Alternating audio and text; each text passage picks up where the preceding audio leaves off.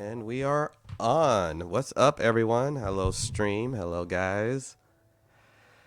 I am Eric Bell. I'll be your game master for this session of the Lomér games. Last we left our heroes. They had been through the ringer a little bit as you guys had a long-awaited encounter with Tisona, with your new companion, a monk from the same. Sorry, I can't speak right now. From the same guiding river monastery as Larcanus, Leoric, who has had a few run-ins with your adversaries, having been a apprentice and worker for the guiding river monastery. She assisted in the location of the guiding river monastery in the bayou with her master, Sensei Payne, who is also one of your former masters as well. Yo, this man's name is Sensei Payne. Sensei Payne.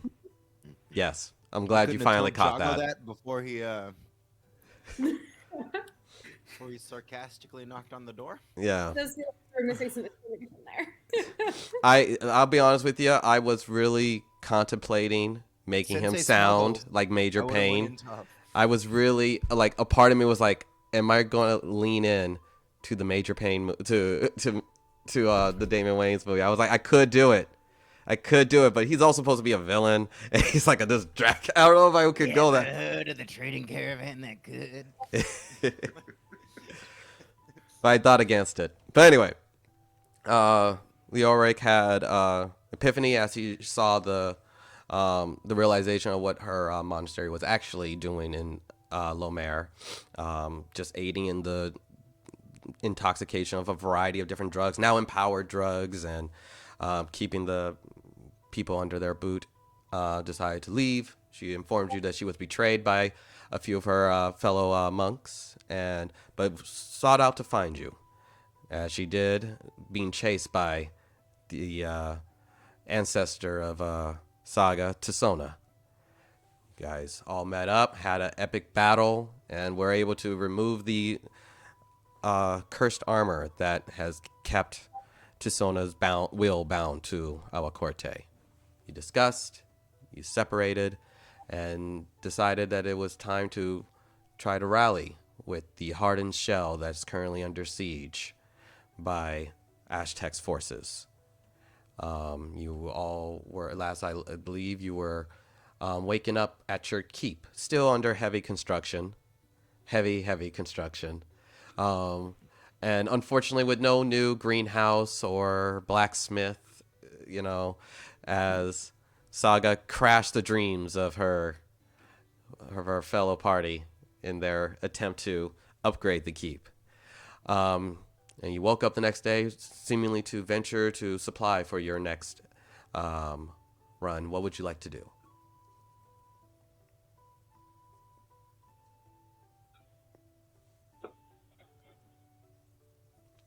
Anyone can hop in if you feel inclined. What would you guys like to start your morning as you wake up from your keep? It's another moist, warm day, and moist. Those are the right words. As you are in, as Lomér is nothing but a constantly humid, just always a perpetual warm breeze that gets right under your leather armor. I'm gonna stretch from ears to tail, look out the window, and just stare at the path leading towards the Death Bunny. Yeah. As you peer out, the still open gate, doors the gate still not even in place, chain still dangling, seemingly like another chunk of the keep that they haven't even started on yet. And you look out to that deep road where your companions told you that they fought this Death Bunny, and you just wonder. Go ahead, give me a perception check.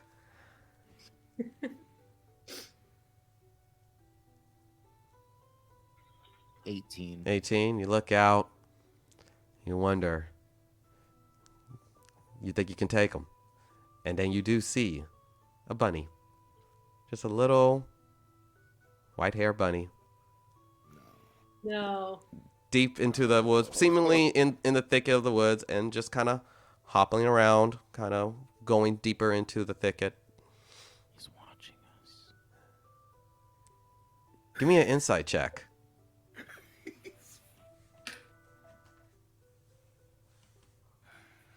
21. 21. You wonder. It's probably a bunny. Probably just a regular old, hare just hopping along, probably young. But maybe, just maybe.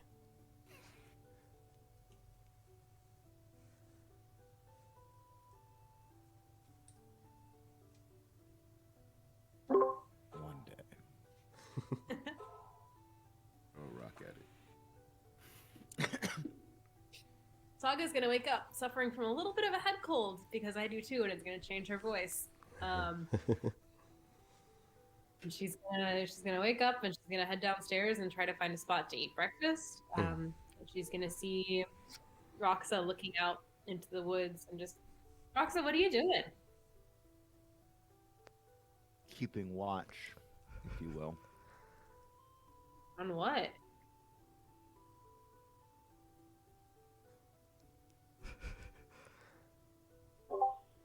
Can I make a perception check to see if I see somebody? Yeah, go ahead. Coming to think. 21. 21. You look out, trying to see where he's looking at, and it takes you a minute. But you do see a little hare kind of in the thicket of the forest down the road.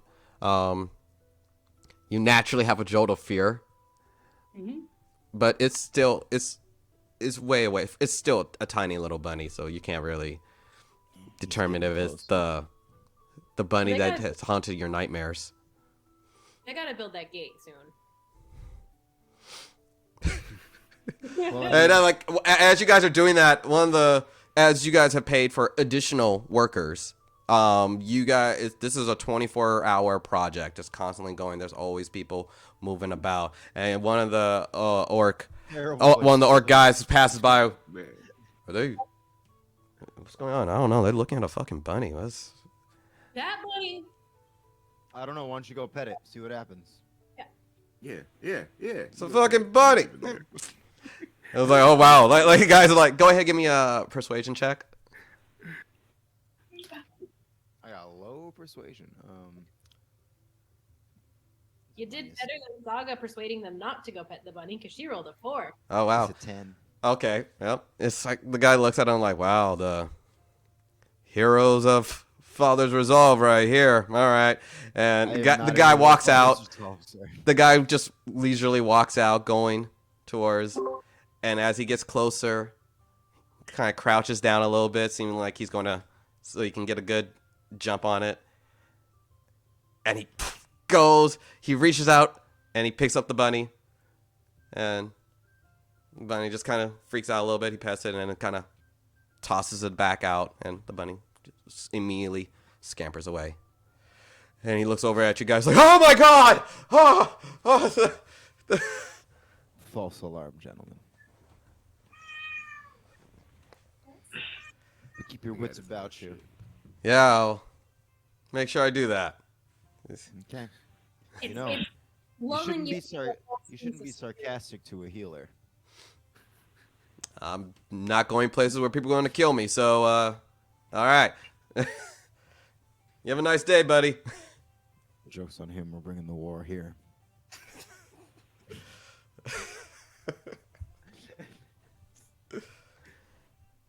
Alrighty. Hey, I mean, do we have any enemies we can lead down that road that has the rabbit so that they encounter it and get stalled? That's an idea. Oh no. As you guys see, Saga, this is the season of her allergies. Yeah, you So see if- she's perpetually just wiping her nose and coughing and sneezing. She's having a rough go at it. I love you narrating her cold. Please pardon our dust. There's a lot of like sawdust and construction going on. You know, it's It's that early season. So, but as you, Saga, do give me a history check. Alrighty. 18. 18. So, as you guys ponder over the best way, when you guys were discussing earlier, as far as how to get into Hardened Shell, you guys said you're going to go around the back. To buy gear for stuff like that wouldn't be in the Father's Resolve. It would actually be at Mother's Love at your dad's shop. It's like the only store left at this point. It's the More only or less. place that's like, you know what? The world's burning down. Let's stay in business. What does everybody need to get? We can get rations and stuff like that. Does everybody else come like downstairs and we're all in the same place now? Yay! Unless there's something you guys want to do before you woke up and, No, say a little prayer to Shantea. Just give a little praise up. Say thank you for this land. Thank you for the trees, the sky, the ability to destroy rabbit-like abominations. You sit there, you say your prayer, and you feel like it's gained purchase in your deity's heart. And you feel good.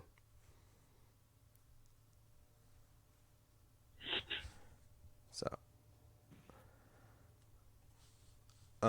but if you guys give me, if you guys want, you can give me a nature check as you guys look over the map and seeing what you think you might need.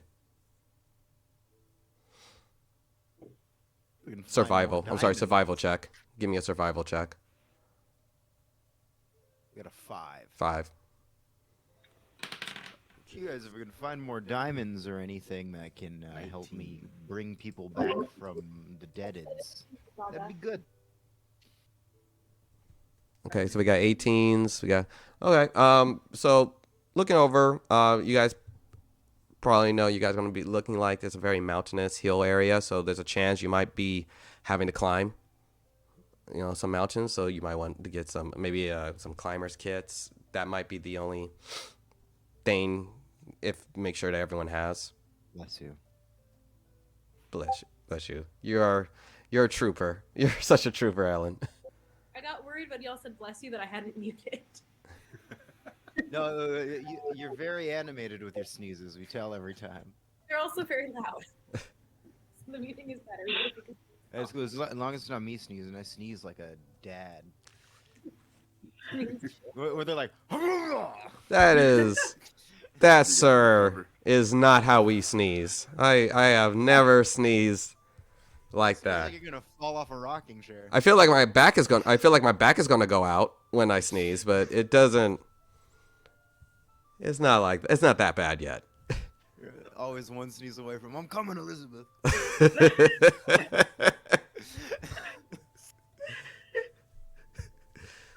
My mortality is so apparent, but so, what would you like to do?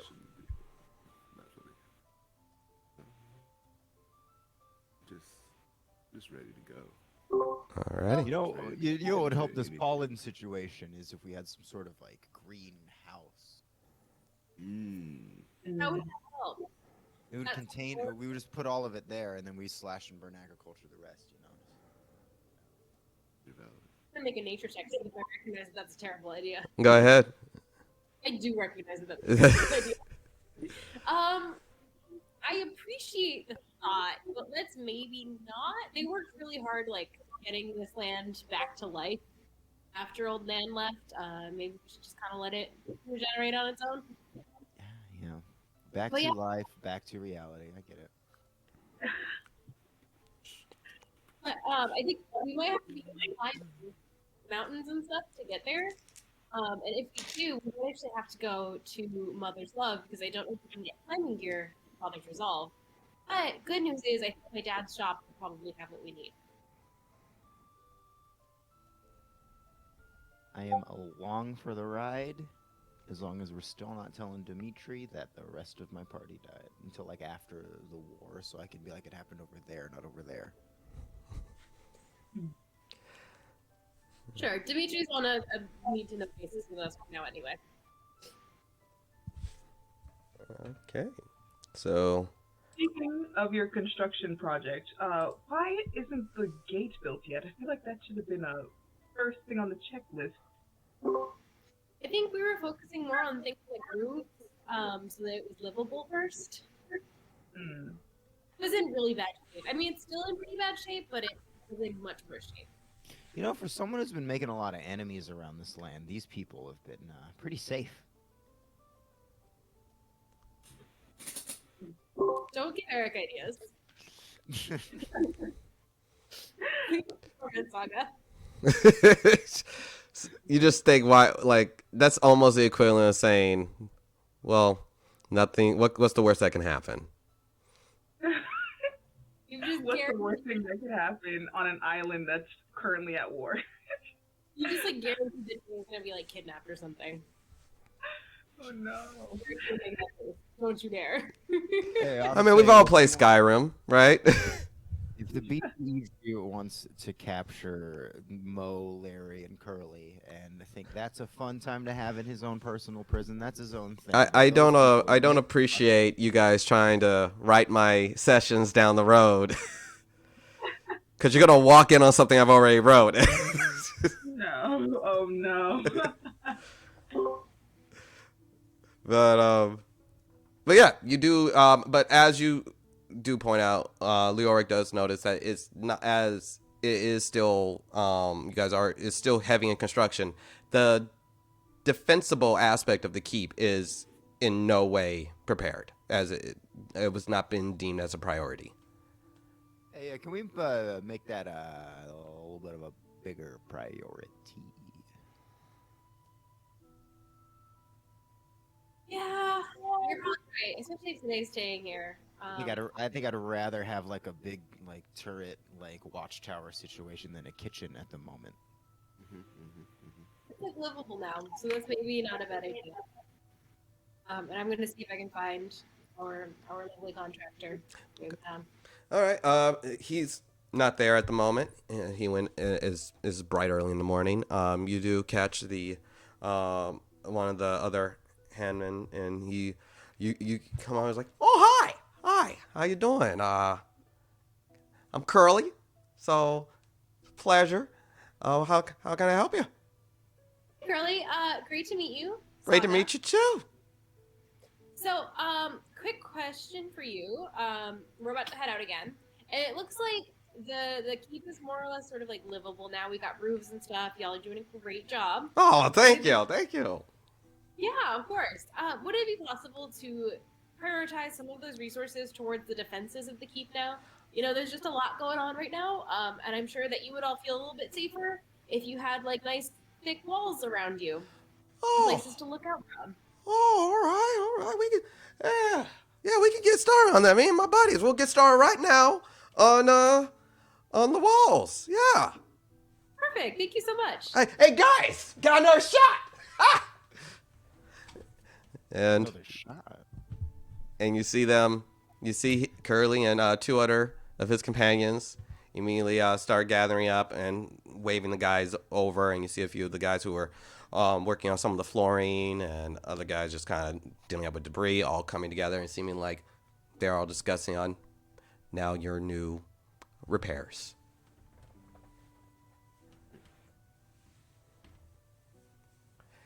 And yeah, anything else you guys would like to do before you head out? Alrighty.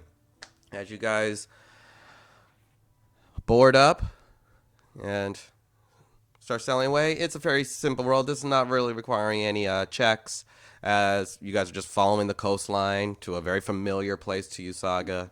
It's you make it there in a handful of hours.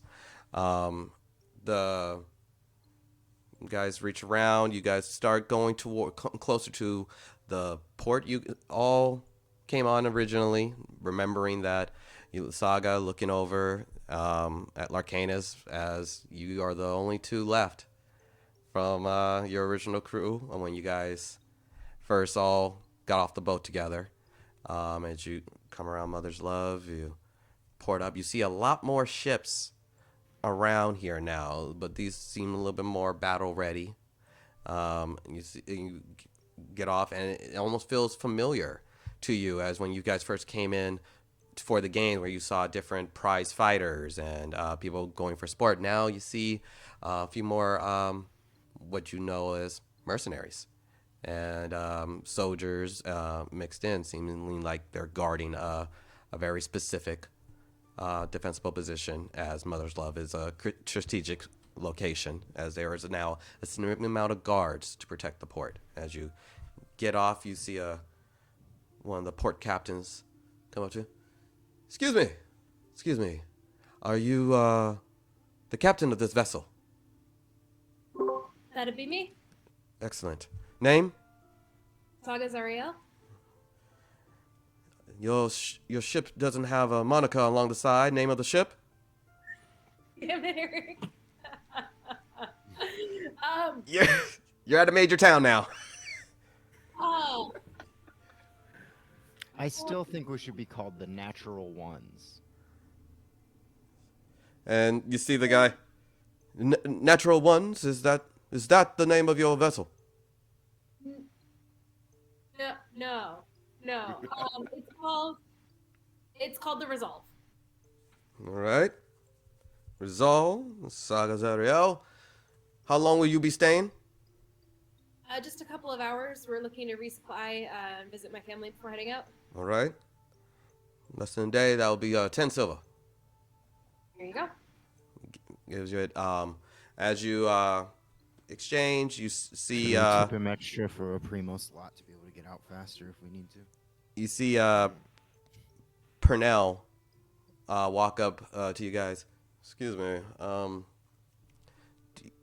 Do you guys mind if we me, Tiana, and Michael go into town where we want to buy some supplies ourselves? What you gonna get? Yep. Spend the money you've been paying us? Yeah, that's perfectly okay. Be back here in exactly 3 hours. No brawling, no stealing, no trouble of any sort. All right. This is my hometown. This is my first time captaining a ship into port, and I expect that my crew will reflect that. Give me a intimidation check. I think I gave her proficiency in that. I did. Oh wow, she's really scary. 23. 23. They all stand at attention. Aye, aye, Captain. All right, dismissed. And they venture off. And if you guys don't have any other things is there something specific you would like to do, or are you all just going to Cayman's shop? I'm just gonna shop. I got Well, I'm heading to Cayman shop, but I'm going to take the new party members aside and just so this is my dad. I don't know what kind of state he'll be in when we get there. If y'all could just give us a minute first, that'd be great. Absolutely. Thank you. As you guys make your way down the street, is a little bit this is actually a new experience for you, Saga, as your entire life when you were growing up in Mother's Love, it was a very condensed village with just people living on top of one another, as you know from the history of Father's Resolve being completely abandoned and the Orc and the original Hardened Shell all having to live in this village. It was always a very cramped, condensed area. It is a lot emptier now by a tremendous amount. You guys can give me a general perception.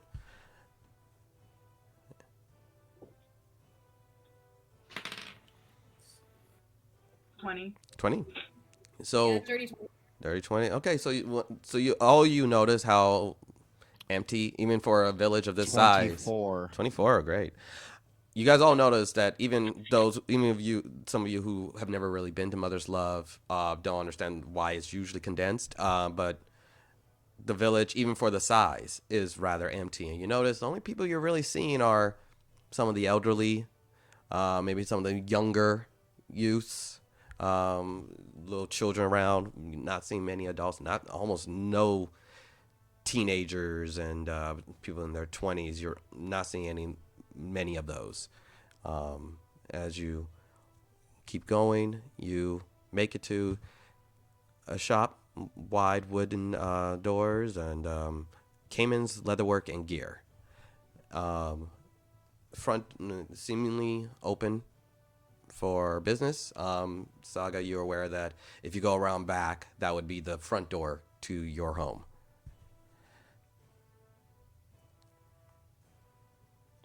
All right, so she'll go in through the shop entrance first, step inside, look around. Okay. You guys follow, or are you guys hanging back? I'm gonna hang back. I would like to shop. Okay. Okay, Larcanus is going in. Leoric? I'll go in as well, just to look around. Alrighty. So, walk in. You see the shop is actually very well. It's like the very dark brown decor, like oak along the walls. Along the edges, you see some leather armor, a variety of pouches and satchels and hides and different hunting equipment. You see one or two bows in there. Just a variety of different type of adventure. You see adventuring packs and gears all along the walls and shops. And you see walking out front is a orc, elder man. He with wide tusk and kind of like fairly short for an orc, about 5'7", but extremely wide, and a little bit of a paunch as he has a grain beard all the way around, and he's like, "Oh, oi, well, how can I help you?" I'm looking for Cayman. I'm his daughter. Oh yes, oh yeah, you Saga, yeah. Well, I'm sorry to tell you this, but yeah, Cayman's not here. He joined the war effort. When? Do you know where he was deployed to? Oh, I believe he's probably around the front. They need leather workers, so one of the most established high commanders. So I imagine somewhere up front, supplying, doing repairs, and whatnot. By the way, I'm Maku. Nice to meet you. Nice to meet you, Maku. Thanks for taking care of the shop. Oh, no problem, no problem. What can I get you? I'm sorry to give you that news, but come on, he ain't fighting. That old bastard ain't fighting nobody, so you don't have to worry. Better to know. Yeah. So, I probably can't get away with giving you everything for free, but family discount. No, of course we wouldn't expect it. Yes. But if you have keys, you can always go around back and just steal things. I'm not gonna. No, that's all right. We are perfectly able to pay. We're looking for some adventuring gear. I'm gonna lawfully goodly look in the room like what did you say?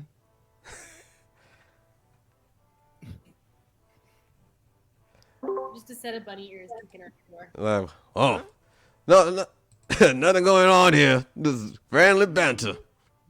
Come on in. Come on in. Don't be Oh, hello. Hello. Name's Maku. Welcome to Cayman's Leatherwork and Gear. How can I help you? Oh, he's with me.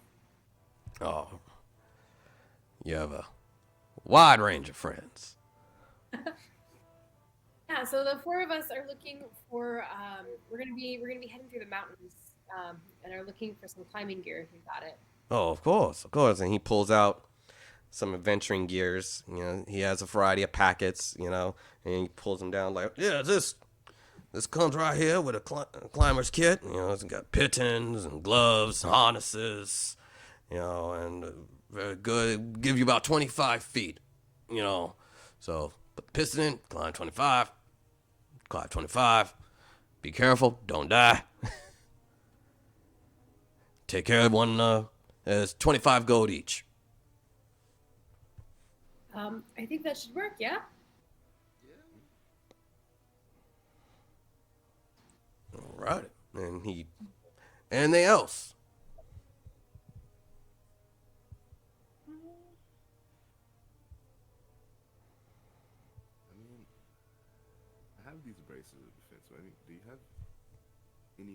type of bracers? Any? Can you lean in? I'm having a little trouble hearing you, bro. Oh, I did turn my thing down a little bit. I think I was nervous about my dice being too loud. No, I want to hear it. I love hearing that dice sound. All right.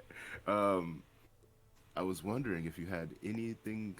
You look like a man who's fought many a battle. You think you have anything that would suit a monk such as myself? He rubs his big paunch as you said that. It's like, I've known to have a scrape or two, you know. But what is it you're looking for? Maybe bracers. Bracers? Maybe, I mean, You can go down to the blacksmith. Don't really have. I'm always looking in the wrong places. I mean, Sorry. sorry. I can put something together for you. I can always do a commission job. Get the proper. I can go get the gear and can give you some nice, fine quality leather braces.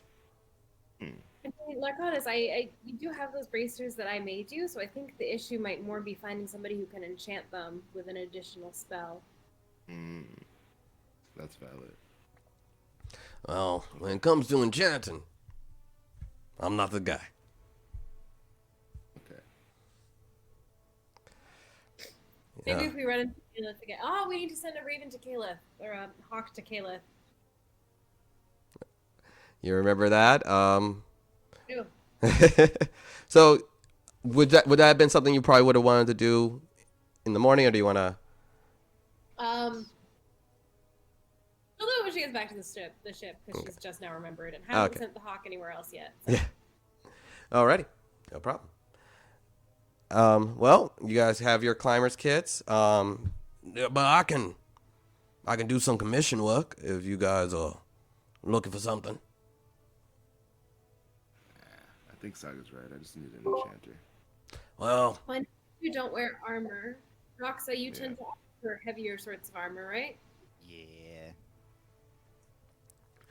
is there anything I can help you with, ma'am? And he looks over to the Air Genasi, who's just been kind of chilling in the corner.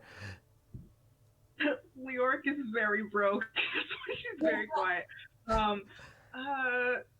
I can't think of anything right now. Oh, you're looking over at that armor over there. You know, this is the fine quality. He starts walking, trying to sell. This is fine quality. You know, you wore leather. You look over here, it like cinches up real good. And like little spices right here for breathability. And we can let this go for 10 gold. 10 gold is a great deal right now. That sounds wonderful. She looks like she's like trying to like look over to her party for like help out of the situation. Oh, no, she is actually such an amazing fighter that she doesn't even wear armor at all. Oh, wow. Must be one of those monks. Yeah, exactly. Wow. We've definitely seen plenty of y'all fighting in the game, so amazing. I find myself surrounded by them. I ain't never fought no This game. one makes small talk. She does Yeah. great. You know, I've been hearing a rumor about a bunch of monks over at the bayou. Really? Yeah. Yes. Yeah, like you guys seem great. You guys seem great. I'm sure you're not like I'm hearing some things like Yeah, they not all monks. Yes. Yeah, but like we get monks here all the time, with the games, and there's always someone coming in for fights, but there's never been like a bunch of them all from the same spot. Like apparently, there's a rumor that they were working for Frollo, and they're like his enforcers in the bayou. I just say they're just rumors. I'm just, just some things I've heard. I don't know. Is that there's any truth to that? I mean, I know you guys aren't from here, but that's what I've been hearing. Hey, I mean, there's a lot of rumors out there. You know what I mean? Like, Yeah, and the war's going on. A lot of people be talking. There's always crazy things going on.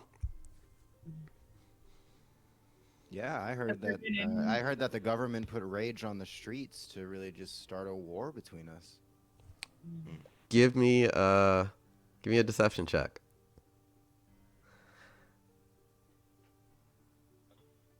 I have like no charisma.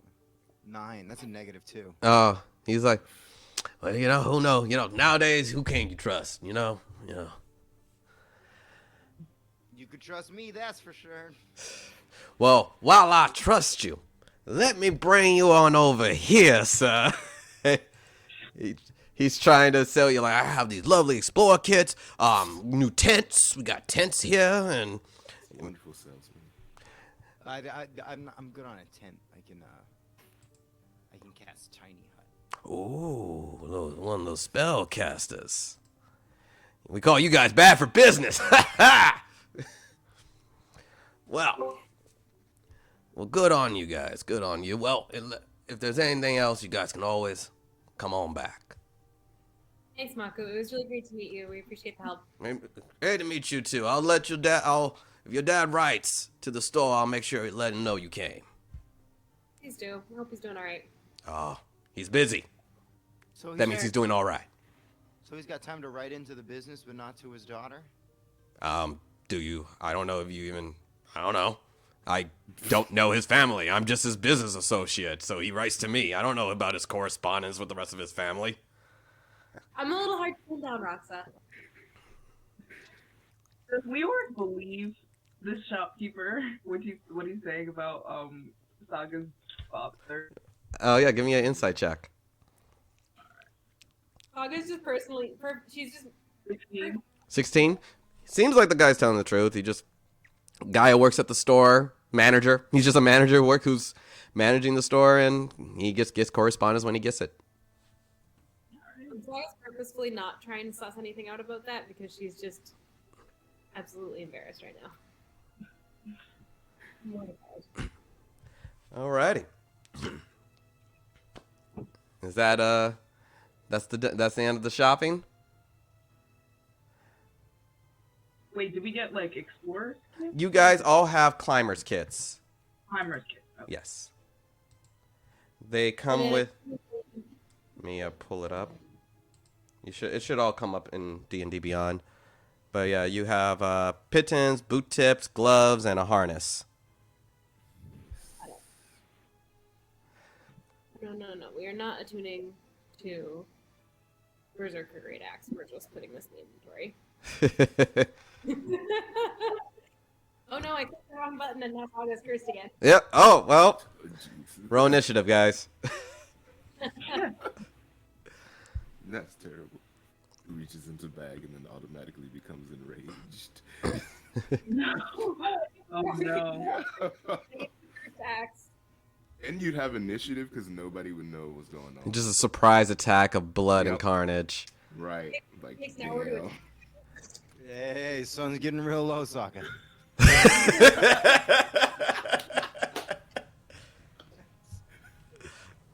That would be great. So did we need provisions too? I think we're running a little low. Yeah, if we can find an enchanter, I want to check that out. See if we can, You can roll me you can roll a history check. As far as She's gonna try. We've been doing this while she's looking for the axe. And she's gonna be like, we've been over this, Arcanus. What? It was clear. There's nobody else. I rolled a 2. Yeah. And Larkana just looks at you dumb, like, but you're hearing Saga telling you, we've gone over this. Kovir was the only enchanter. He is dead. And it's just not clicking. It's just not- I mean, Do something. I don't know what the fuck he is We've- now. And I'm we've not been- even see him. we've been fighting dead guys. I don't know. I mean, like, they come back sometimes. Oh no, we should really hope that he doesn't come back. That would be. I don't want to fight him. Eric, don't make that face. Those enchantments, though? Who is this you're referring to? Kuvir, he's the owner of previous owner of a magic shop down by Champion's Way. Father of a strange Previous owner of a soul too. Don't got that either. This Oh. strange father of our traveling companion who was taken by Hannibal. And he recently passed, unfortunately. And the shop is just there. It was destroyed, more or less. Okay. And apparently, it's going to become some sort of hotel for dogs. So, close. That's right. I forgot. Interesting. Interesting. Alrighty. Oh, I'm frozen. There we are. Okay. Sorry, I was frozen there for a sec. So, what would you like to do?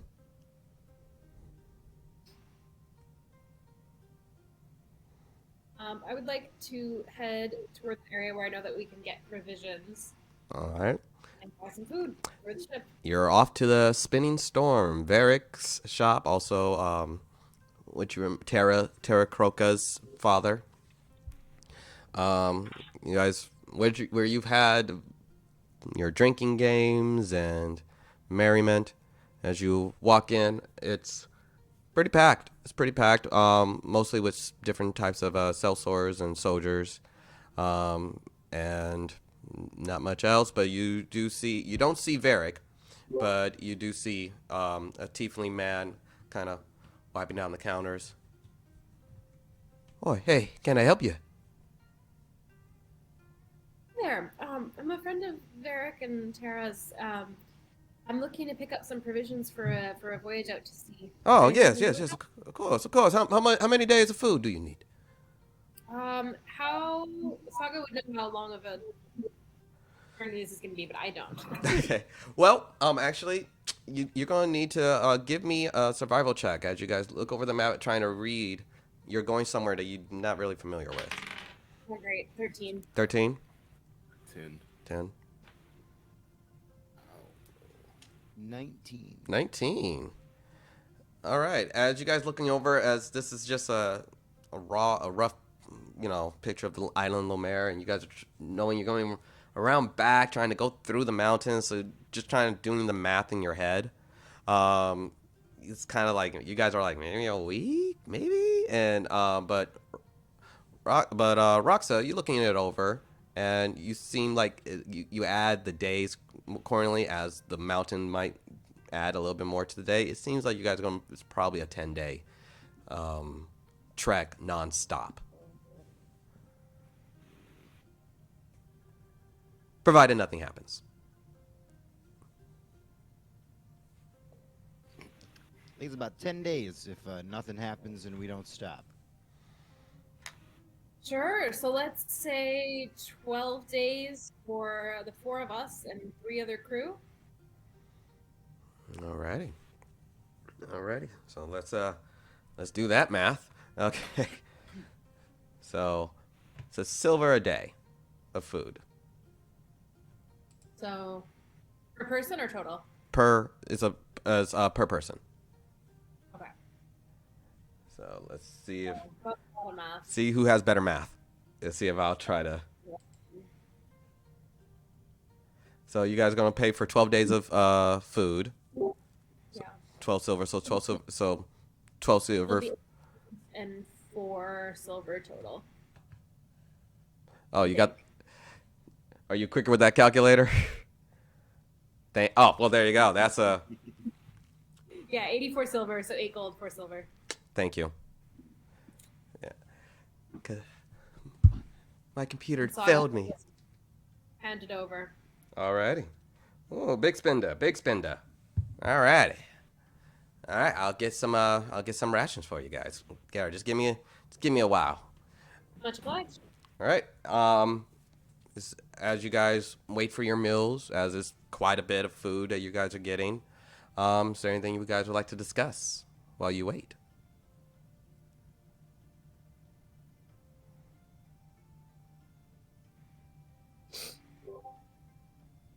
Apparently, it's a quiet day for the crew of Resolve.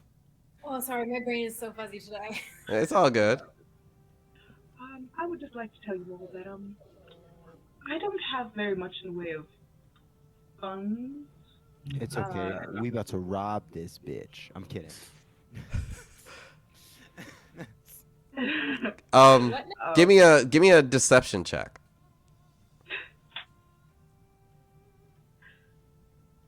8. 8. You know you're joking. Is he? Is he about to rob the The restaurant?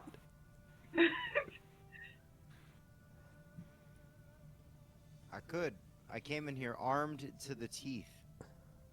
Oh, let's not say that too loud if you endeavor to do that task. But yes, that's all I wanted to tell you all. I don't need to rob to have money. I just want you to know that I'm not much in the way of money. We still forgot to pick up Jago's coin purse. I got his whole bag. We do? Yeah, Roxa took his whole bag. You guys seemingly did not even notice because he mentioned it. He just robbed your friend's dead body. Oh no! I didn't rob it. I liberated it. Liberated it. Repurposed. Right. Well, Repurposed it for the greater cause and the greater the good. three of us, we can cover expenses for the trip, I think. Where do you think you got that arm blade? Ah. Still have tons of money. Like Kenneth just walks out the back. It's like, I still have like 2,000 platinum, guys. Like, my money has not been touched. I've offered and nobody wanted to take it, so I've just been. I mean, I haven't even looked through your dead friend's bag. I don't know what else is in here, guys. Oh, jeez. Would you like to do that now? Yeah, sure. Rifle through our dead friend's things in front of us. Yeah, at this I restaurant. mean, It's mad ethical. Is this really happening right now? I don't know. I don't have the bag. Okay, Roxa, do you take the bag out and? No, I'm not gonna rifle through a bag of holding in the middle of a restaurant. What are you, crazy? Oh, it's a bag of holding. Okay. Oh. You're just tossing out shit in the restaurant. It's mostly gonna be rage. This man had a lot of illegal drugs on him. Tons of drugs. Yeah. Maybe not. That's maybe not here. Oh, that would be great. As he opens the bag, you just get the whiff of all the drugs. Some good Bayou weed in Know here. your smell? It's a contact from all the smell. So, as the about an hour or so passes on, and you see the gentleman come back and starts placing a variety of bread and dried meats, a few baskets of fruits and vegetables. They're like, well, make sure you eat those early. You know, nice little freshly picked, and set you up with a bunch of shit ton of food for your adventure. Oh, this is lovely. Thank you so much. No problem. No problem. As you guys gather up, head back to your ship. You see Pernell, Tiana, and Michael have beaten you guys there, as they are not only just in there, they are ready to sell. They have seemingly like they now Michael has always been proficient, and Tiana and Pernell are now very proficient sailors. Anybody who uses them will get a +2 to their rolls, or you guys can leave them to a specific task and they can handle it. They seem like they have some legs. And as you walk up, you notice they also have Pernell has leather armor on. Seemingly he has bought a new blade. You see Michael who is a little bit more cloth clothing, just to kind of let himself breathe, as he has bound his hands, with seemingly ready to start duking it out. See a little bit of a brass knuckle that he has, and Tiana has a great axe. Hey, who sold these weapons to these kids? Well, I'm 16, so you know I can buy a sword. You know, that's not. But yeah, the blacksmith. Yeah. We gotta change these Lomér laws. Yeah, Take a that's look at the weapons and just see if they found good stuff or if they got swindled. Sure. You can give an investigation. 17. 17. You look at Tiana and Michael. Michael's gear is very, very minimalistic. It's more like you see. It's more used for practicality and his metal knuckles. So you wouldn't want to get punched by it. So it seems like it works. Tiana's great axe is just a solid, good quality great axe. No fuss, no muss. Seems like she literally bought it off the shelf. Purnell's sword is very decorative. It's seeming like he wanted to buy the It is a competent longsword. It is totally a competent longsword, but you know he paid easily a couple extra gold just because it looks pretty. It has beautiful etchings along the side, the Lomér symbol at the bottom hilt, and lovely decorative along the bottom realm is written in infernal along the way, just seeming like sword of justice. It's overpriced. You can just tell this kid spent way too much money on a sword that is basic. There's just a sword. Just a sword. Just a pretty sword. Raise a little eyebrow. Don't tell them. Don't tell them. I'm going to. Let him. You guys did pretty well for the most part. Nicely done. Yes. Yeah. Yes. Well, we spent our money. I don't know about Mike over here. Yes. And Mike is like, I am doing great. All right. Well, let's, Captain, ready to sell. Whatever you need. Right. Let's sail them. Let's to Hardened Shell. Here we go. Okay. Couple things, Captain. How are we going to get to Hardened Shell without dying? Because their port is along the quarry, is near the quarry, and that's where the war is. So, is there another way we're getting into Hardened Shell? You think that I would sail you into an active combat zone? We're gonna go around to the north. We're gonna come into port there. You guys are gonna stay on board the ship, and we're gonna go over the mountains. Okay. Didn't mean to question you, Captain. And they immediately scatter off, and they get to work. And it's about a 4-day sail. So if you guys can go ahead and give me some rolls for navigation for the deckhands and the first mate. Or you can leave it to your crew, and I'll roll. Yes, gonna delegate. Michael, you take navigation. I will help you on that. Does that make the most sense? Hang on. No, that does not make the most sense. Michael, first mate, you're going to be helped by Yorick. And we're going to take that spot together. Deckhand, we're going to have Belle and Larcanus. And then Roxa and Tiana, and then I will take navigation. Alrighty. Go ahead and give me some rolls. What do I need to roll again? If you're doing are you doing the dex or the strength? He's doing the strength, and I put him with our barbarian in training. Okay. So go ahead and roll strength and add a +2 as Tiana is helping you. 19, no problem.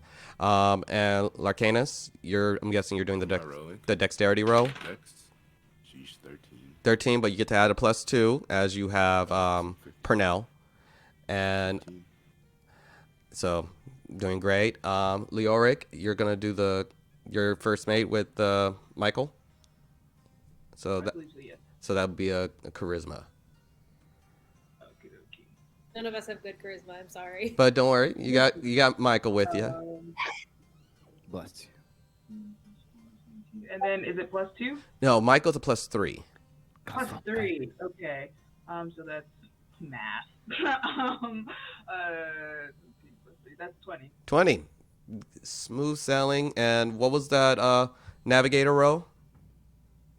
18. 18. Sitting pretty. You guys seem like you really got a flow. And for the next 4 days, it's a smooth path. You look out as you are being very aware. You thankfully do not notice any other orc ships once you pass your keep and you're going along the edge. Is is noticeably empty, which is what you want because you don't know who would be coming along this way. And as you guys venture on, are you once again training your? Okay, so give me some training rolls. Give me those proficiency.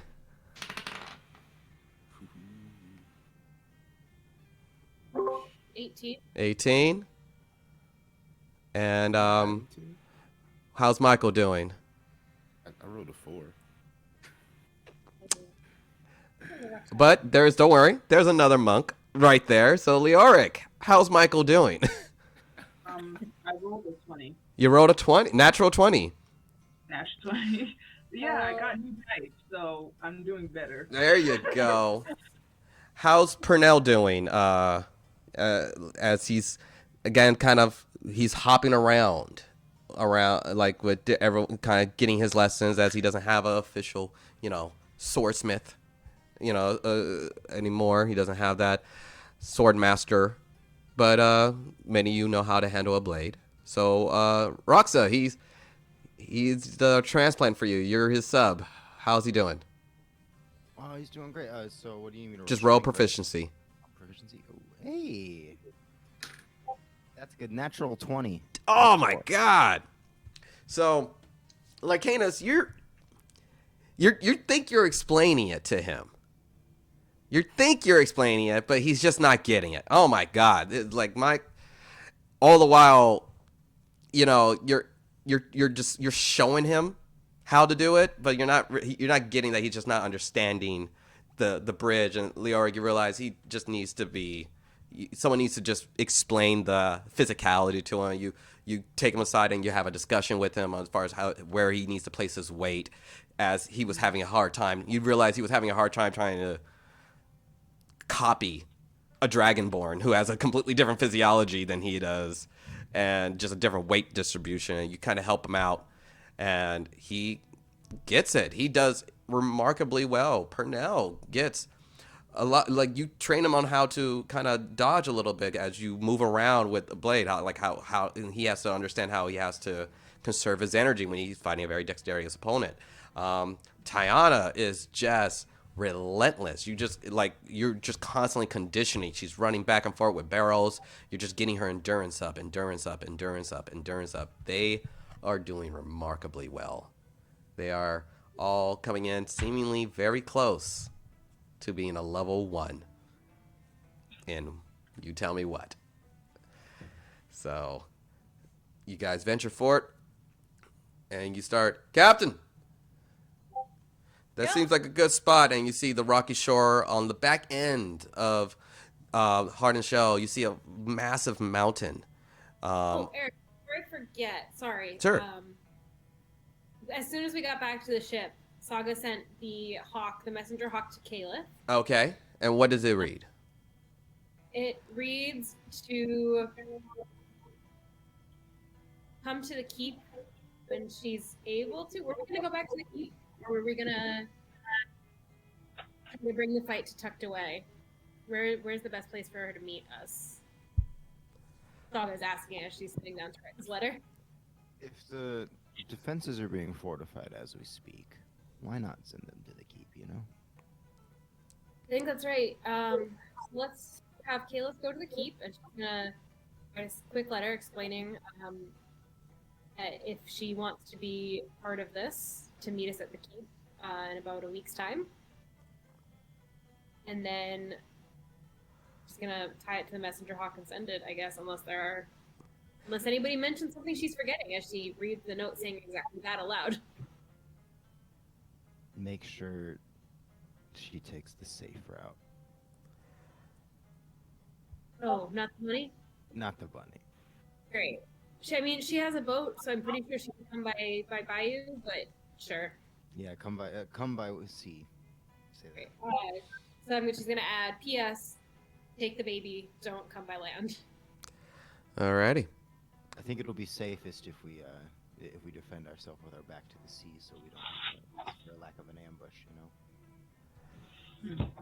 Okay. Well, you tie your message to your hawk. Hawk just kind of looks at you as you about to send it off. Give me an animal handling check. That is a 12. A 12. All right. It flies off. The message is so not getting there. And also during the evenings when she's had some downtime, she's going to take that last piece of leather and start making some bracers for Leoric in the hopes that they'll be able to be enchanted eventually. Okay. Go ahead and give me a proficiency. Oh, did we attune that arm blade to her yet? Do you have that arm blade attuned? I don't think I actually actively sat down and did that, but Because I think I can just. You have a couple days on the sea, so it takes a short rest to even do it. So anytime you want, just okay. So that's an 8 on that proficiency roll. That's an 8.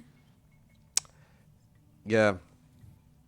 Use that last bit of leather, but you feel like you didn't measure it well enough. You overcut, and you realize, okay, I gotta trim it down. And as you were trying to fix it, you overcorrected, and you just ruined the last bit of anaconda skin. Saying we're going to have to fight another snake soon. Another snake. But yeah. So, do you attune to your arm blade?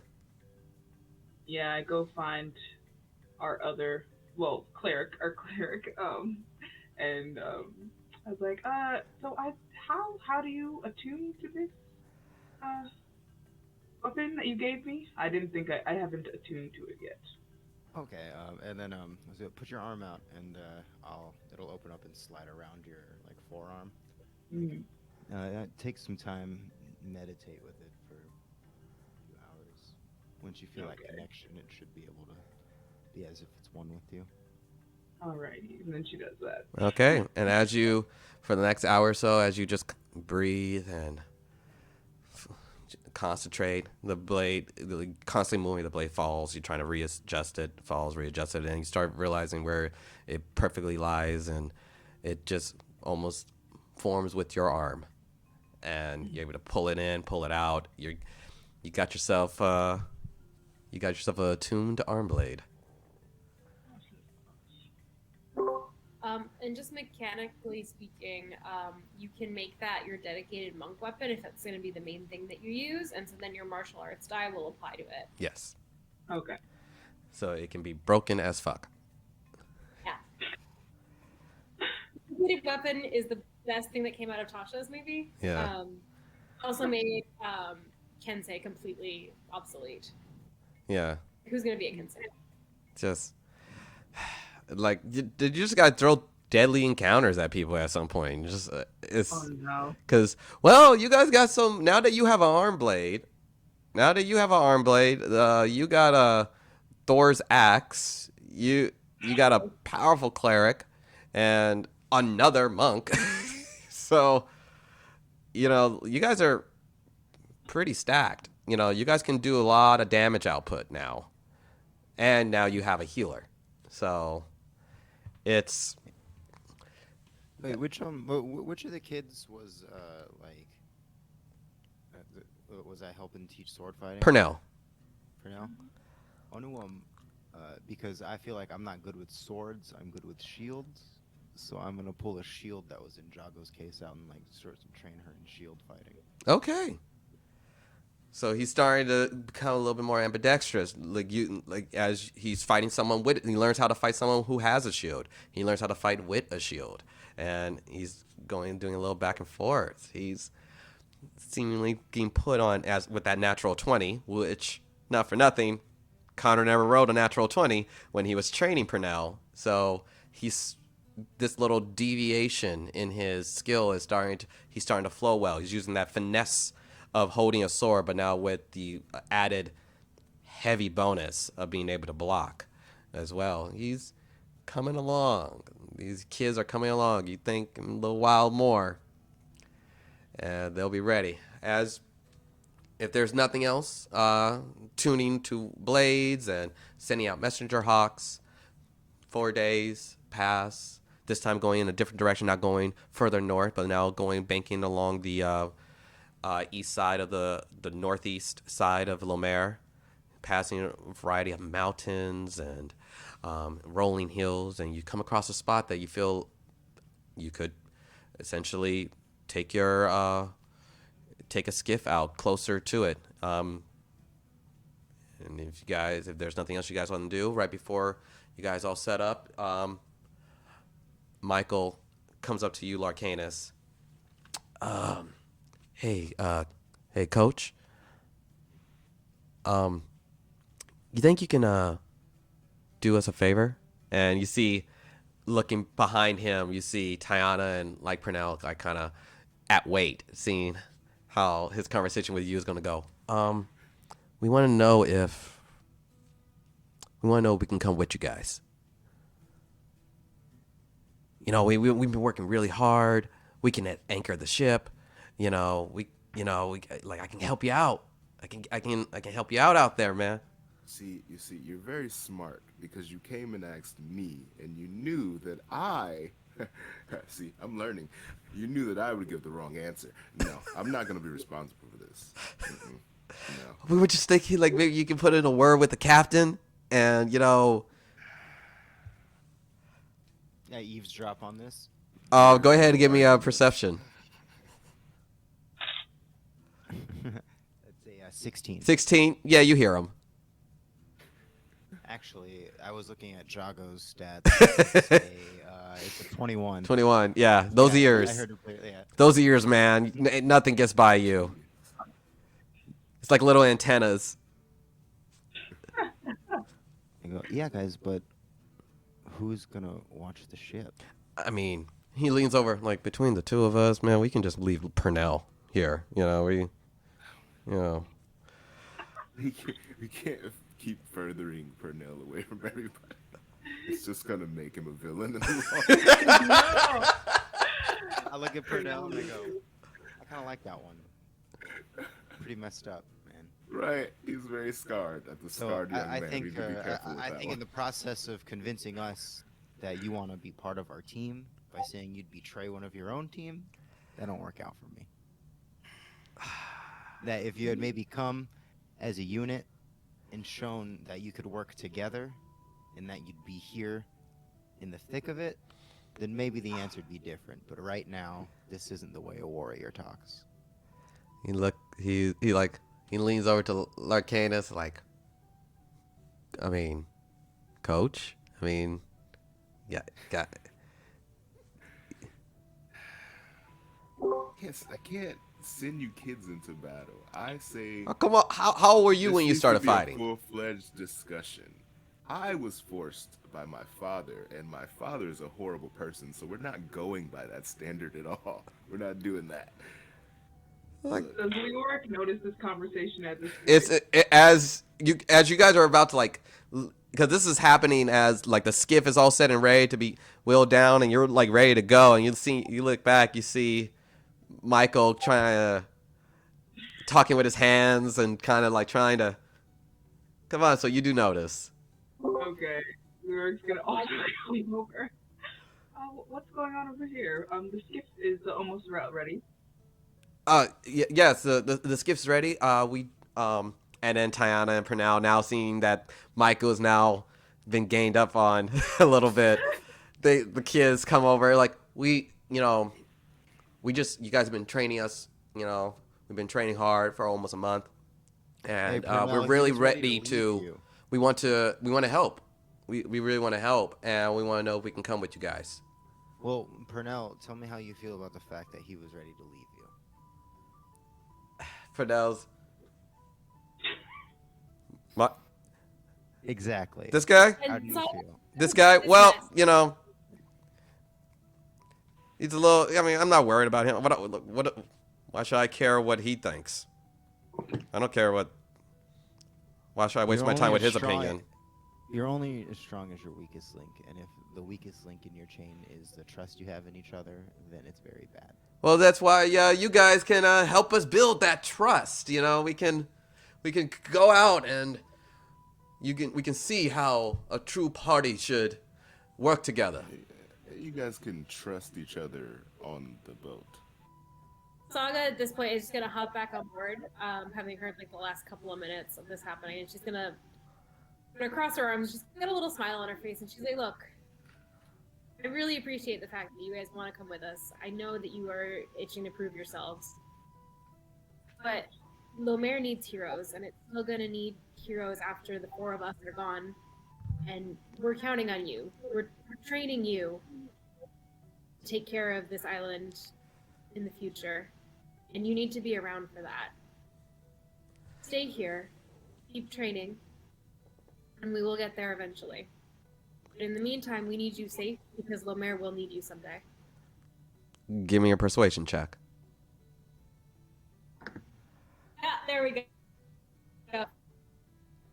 You're like kind of very Yeah. choppy right now. Yeah, you're clipping. You're clipping a lot. It was a 4. A 4? They said It was a good speech, but it was only they a 4. they look at you, they look at each other, and they look back at you like, "Yes, Captain." Oh no.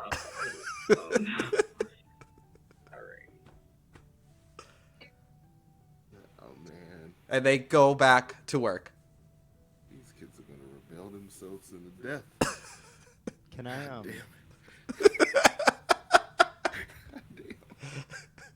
I love how you all like. can I see that sword that he overpaid for? Sure. You know, you walk over. So, of course. Look at this. And he holds it out very eloquently. I grab it and I go, as a cleric, I've been experienced in many magic and cursed weaponry. And I think, I don't know, this one teeters in between both. It depends on the attitude of its possessor. Give me a deception check. And as I grab it, I want to cast thaumaturgy, and you start to hear ominous whispers coming from it. Give me a deception check with advantage. Nice.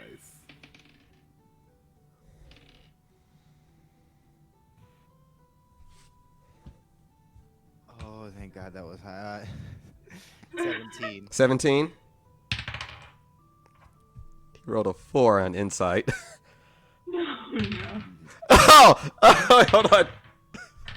So, Purnell rolled a 4 on insight. Michael, who's right there, rolled an 18. And Michael just is quiet. Oh no. And Purnell holds his shoulders, go back a little bit further. He looks upon his blade. Yes. The owner told me that it would take someone like me to wield a blade like this. I see why. It seems to say here in the inscription that the blade will work better for you the more you protect your friends. Like a hero. Yes. And he kind of with shoulder presented, back, shoulders back, chest presented, and stomps away with a little bit more of a vigor. And as he's I turn to Michael, and do I notice it if he notices that? yeah, Michael just as Michael looks away, he kind of looks back at you like, I wink and I'll toss him like 1 gold. and it's a badass sword, man. That's a. And they get you back to work. Tana, Rose, helps you guys depart on your skiff, and you head over to the shoreline on the back end of the northeast edge of Lomér. As you guys reach the edge of the rocky shore, step out. You see ahead of you. You guys have basic perception. You see a lot of rolling hills. Way off into the distance, you see a massive mountain covering it from the one end to the next. As you looking over the map, you know Hardened Shell. The back end of Hardened Shell is a mountain, so that must be the mountain's edge. But before that is a variety of rolling hills, thick hills up. It's a little bit hard to see what's beyond them, but you do know you got some moving to do. You guys can give me a perception check right now, see if you notice anything. Dirty 20. Oh, okay. Well, One thing she's good at besides like lifting shit. 26. 26. 21. 21. Oh my God, that's great. You guys, as you guys are venturing out, you guys are trying to help anchor the skiff. And you, Leoric, you look off to the side, far end along the shoreline. You see a small little cave. Doesn't seem too deep or anything, and you venture over, and you notice between the cave and the shoreline, you notice like a path has been dug into the sand and rocks as if something was dragged towards the cave. Okay. She's gonna look back at her party and kind of wave them over. I'm like, come look at this. Sure. Saga's gonna come over and look. As you guys go along, small little nondescript little cave. As you, Bjorn, go ahead. Everyone, give me another perception check. 3. 23.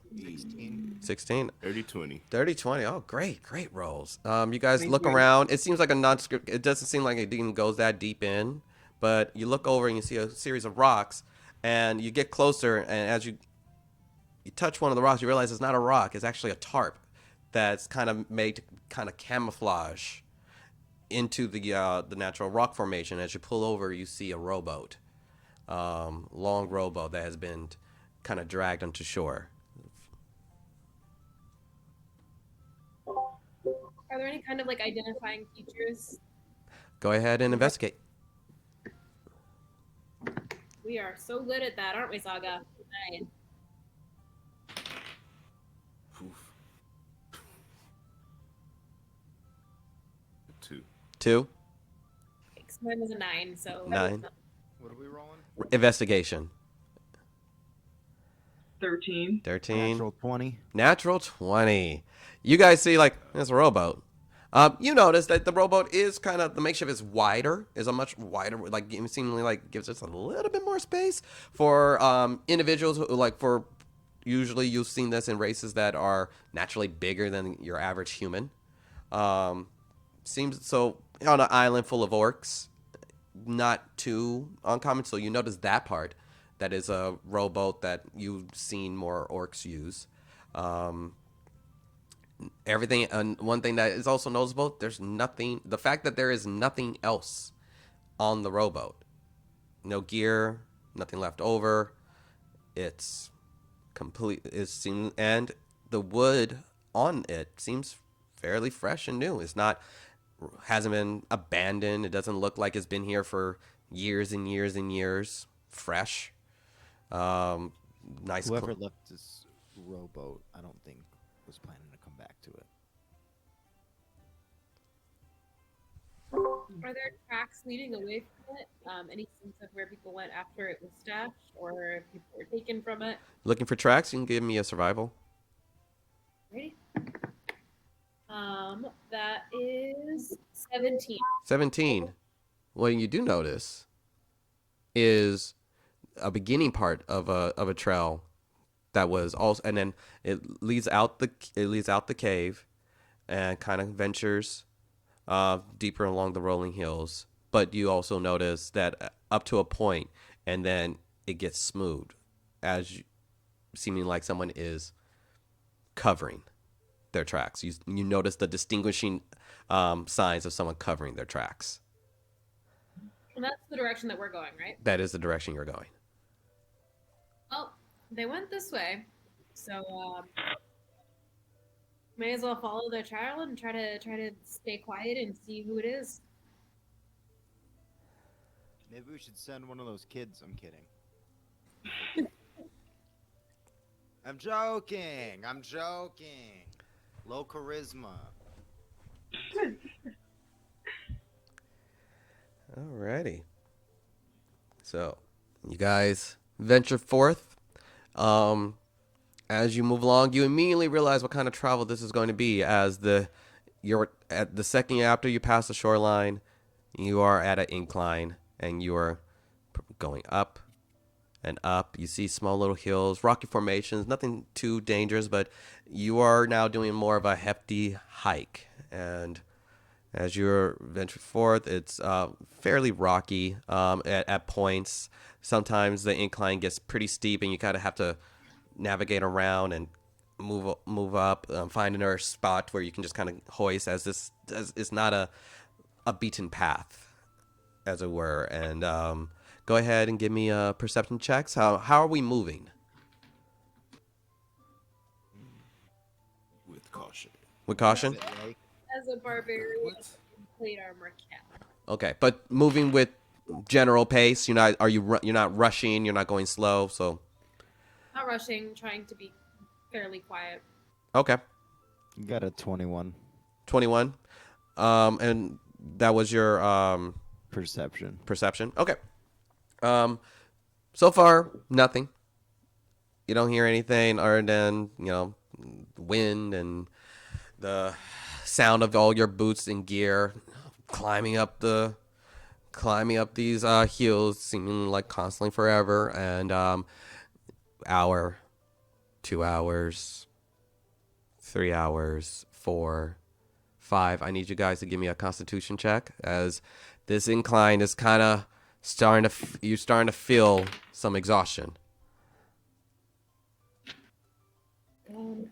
16. 13. Okay. 7. Wait, what are we rolling for? Constitution. The Constitution. 16. 16.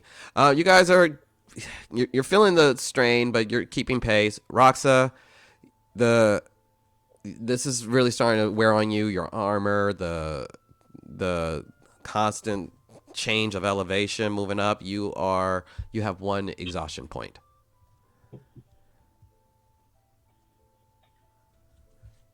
As you guys keep going, the sun is starting to dip down as you're reaching over another hill, but now you've reached a crevice.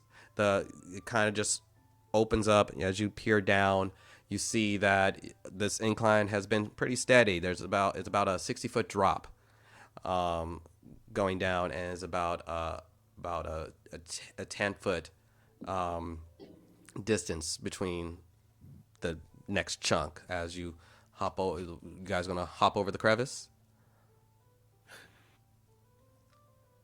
You gonna do that? Alrighty, it's only 10 feet.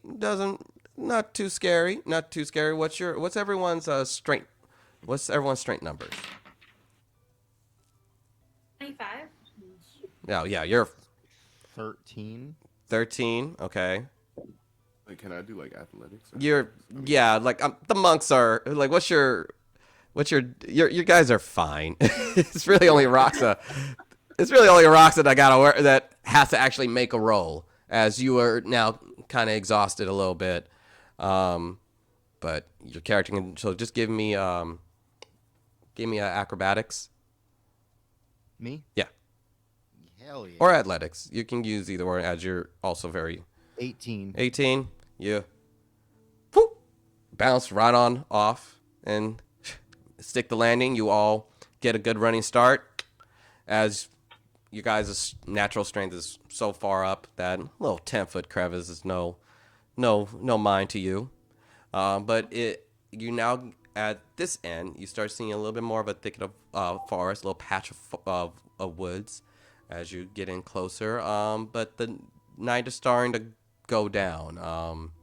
You want to keep looking, or are you going to try to find a place to set up camp? Roxa, you look pretty tired. Do you want to call it a night? I mean, like, I can go for a little bit longer if we need to, and then we can stop wherever we need. And I rub Lulu's ring and I go. It's a parting gift. We can just tiny hut wherever we need to and just rest for 8 hours. So I'd say let's go a little bit longer. Great, but once you get tired, let us know, okay? Okay. Alrighty.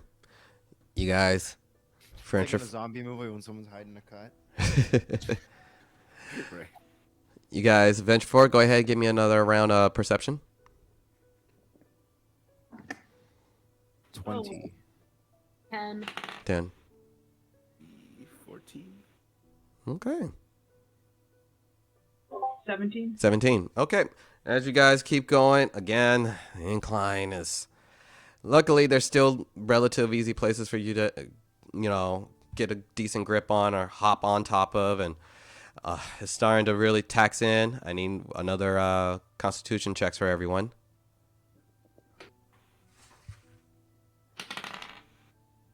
14. Okay. 15. Guys, maybe we could take that. Maybe we could take that break now. Can we maybe What was that roll, buddy? 6? You have 2 points in exhaustion. Yeah, guys, can we Okay. anybody have maybe any orange slices or jelly beans? You guys Either one. look over the humidity, the fact he's in this heavy armor, and he's putting in a lot of work just trying to climb and hop around, and it's just he's looking very exhausted. As now you see that this rabbit folk who's usually hopping along, no issue, no fuss, is now kind of trailing in the back as his speed is now halved. I'm about to create or destroy water all over this place if we don't stop soon. Okay. Is there a place where a tiny hut would be good to set up? Go ahead and give me a survival. Survival. 20. Alrighty. You guys find a pretty good chunk of a little rock formation around, and you find a place that be a pretty good spot to set up camp. Cool. Great. Alrighty. Here, look, Roxa, do you think you can set up the hut? Yeah. I gotcha. And then I'm gonna just do little pattern circles and sort of print out the area, and then you see this force of light come through, and we are now in this little tiny hut. Okay, describe what the hut looks like.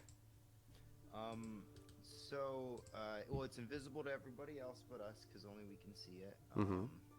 And it's sort of gonna look like just sort of like a little rabbit hole, like Rabbit's home from from Winnie the Pooh, where it's it's got it sort of looks like a tree and there's a wooden door you can go through.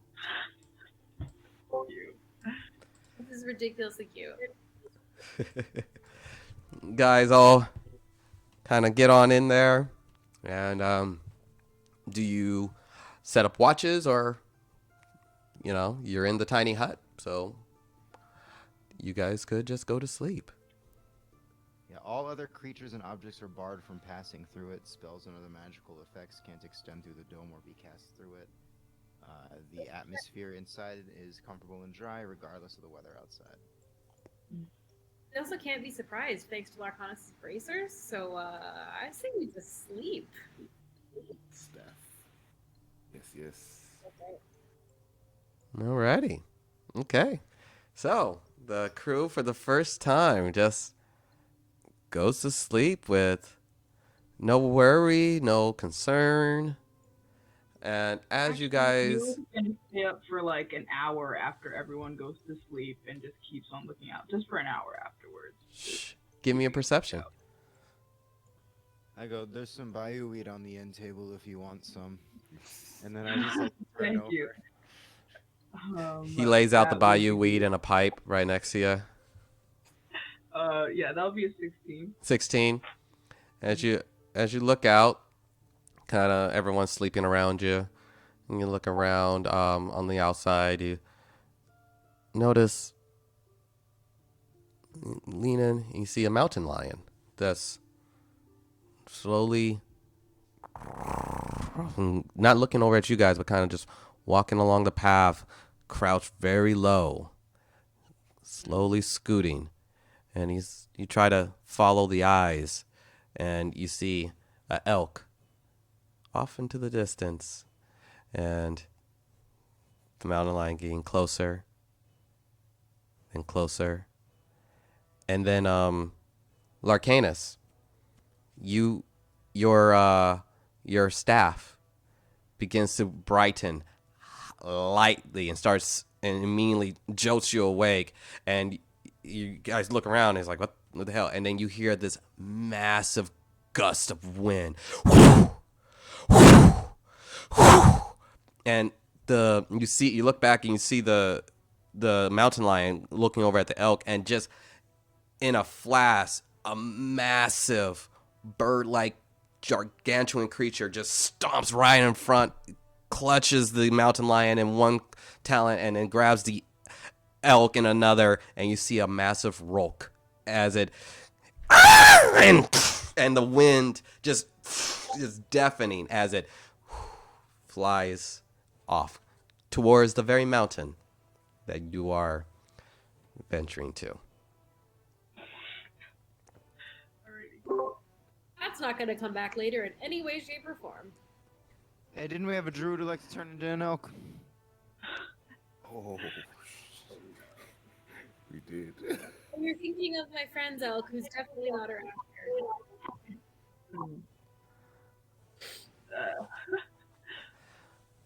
here. Can Lyric like is a rogue like a nocturnal creature or like You can give me a nature check. nature? This is probably not gonna be great. A 7. A 7. You Yeah. you saw, I mean, this was 20 by 20, and this was just it's a gargantuan creature. So as far as if it's nocturnal, why, like, you just don't know enough about this kind of creature.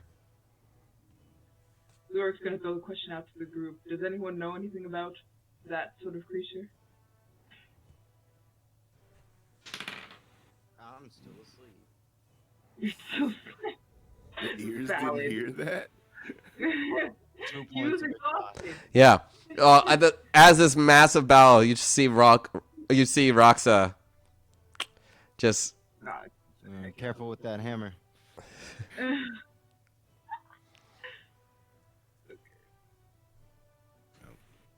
rolled an 11. yeah.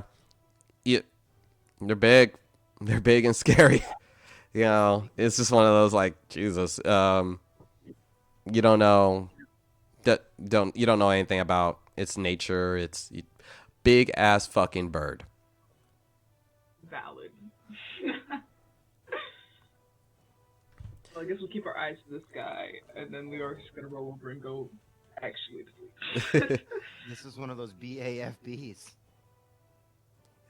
Yep. Big ass fucking birds. I've heard Big of ass them. fucking bird. Yep. That's what they are.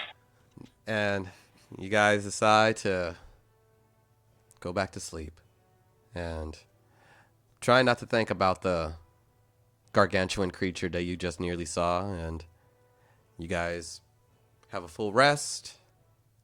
You wake up for the morning day.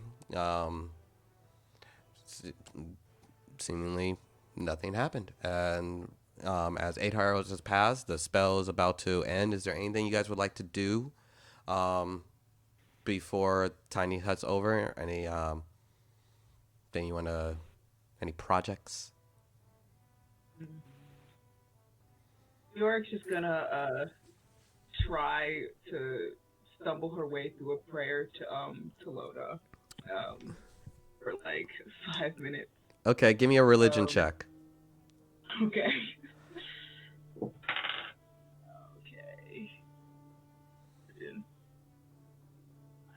That's a 6.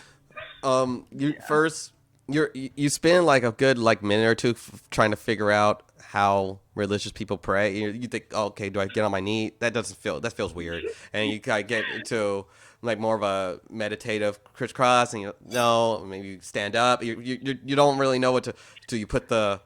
Do you put your little emblem on your chest? Do you put it on the? Is it like an altar? And Do whatever feels natural. praise to Lona in all of her poisonous nesses. It's Mm. it's pretty like Roxa, someone who has lived his entire life in a temple and has seen a variety of people come and worship. You are also very familiar with the new person to the temple who has found their way to religion or is in this in between zone. And they're you've seen this stumbling aspect of worship before. I walk over and I say, "Hey, I know it feels like a lot of responsibility to initiate a conversation with somebody new you believe in, but they just like hearing you talk, so it doesn't matter how you do it." Thank you. I have no idea what I'm doing, as you could clearly tell, but thank you, that's helpful. For the most part, nobody knows what they're doing. That's what I've learned through my travels. Alrighty. With you recover from one of the exhaustions. So you just have disadvantage on ability checks right now. Okay. And you guys, the tiny hut, boop, out of existence, and you guys are doing fine. And you look up and you see another hill, another crevice, another like incline hike ahead of you guys. So go ahead and give me some survival checks.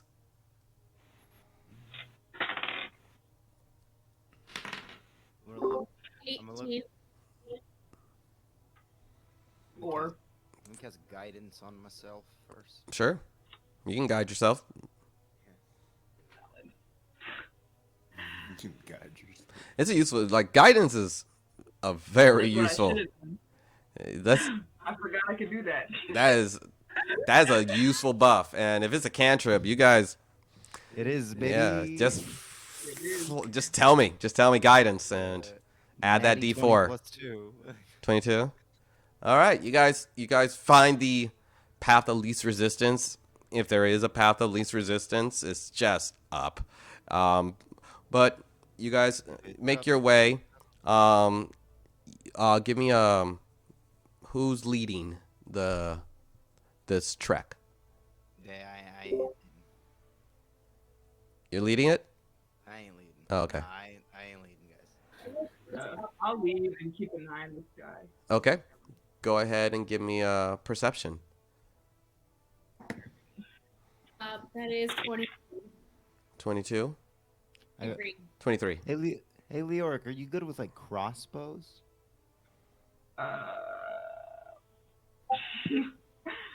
I can't say that I was trained in that, but I guess I could be.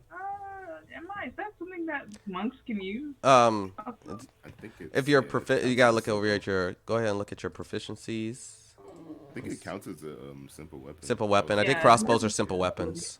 Crossbow. You can Yeah, you so, like, yes. So yeah, you can do it. I was trained in how to use the bow, yes. I would Alright. usually use it. And then I'll hand her, because Jago had like 3 crossbows. Wait, give me one of those then. I'll take one too. I need a range weapon. There's a heavy and a regular crossbow. Hmm. I don't. Can we use the heavy? I don't think we can use heavy ones. It'll like highlight green when you search equipment, and you can see if you can use Okay.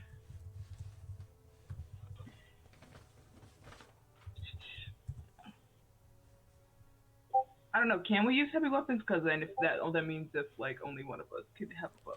If we You use could. heavy. Let me see. I'm pretty sure. Crossbows.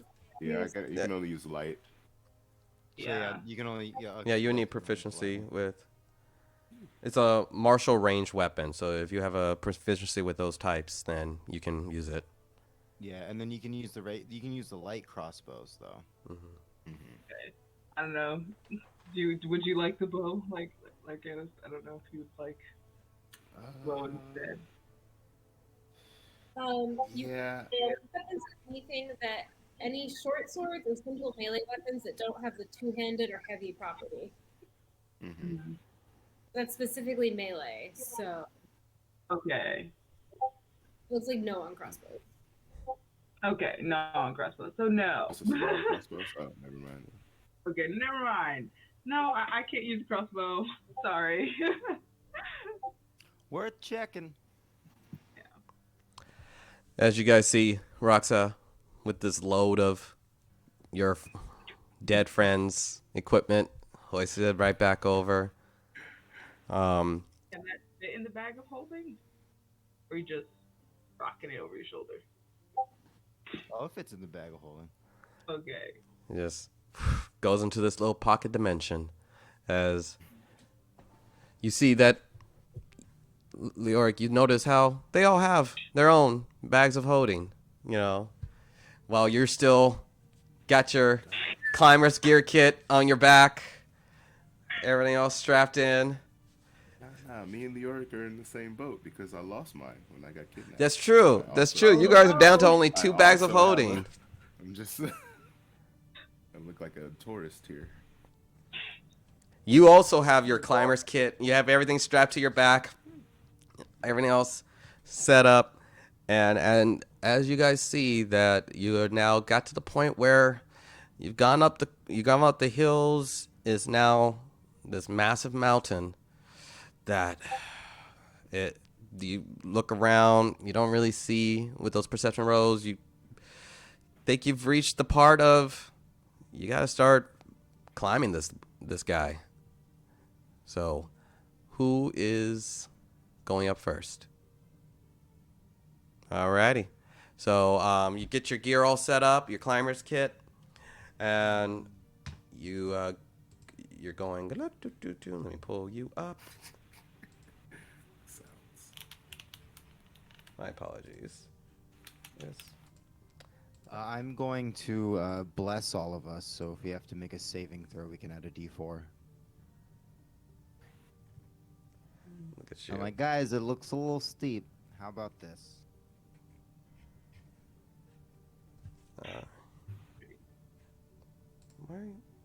Why won't you pull up? I'm sorry. Yes, yeah, known for the sign of the cross.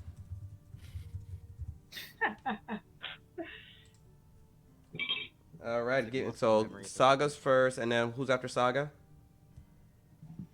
I'll go. Okay, in that order. Okay, I'm behind Jaga. Behind Roxa. I'll be behind her. Okay, and then trailing behind is Larcanus.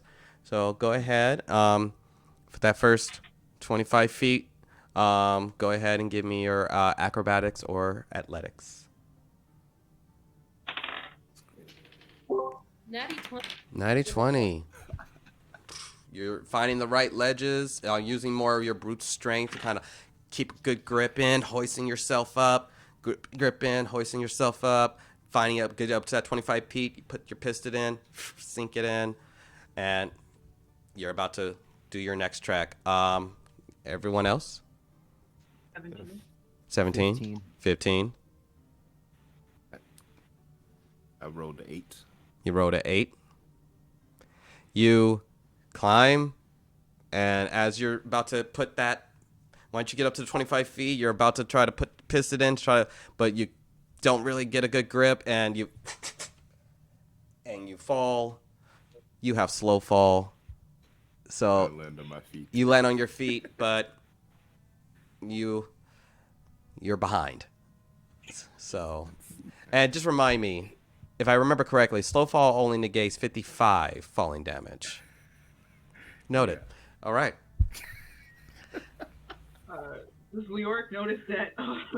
Yeah, behind her? as you look back and you see Larcanus not being able to wedge it in, and then and he starts to fall. But as he's falling, he immediately kind of allows his weight to kind of let himself go back, flips, so he's right side up, and gently lands on the ground.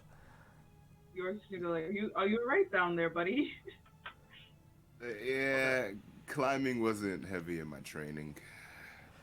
You're ready to do it again? Okay, Yeah. we'll get back to you. Saga, give me another.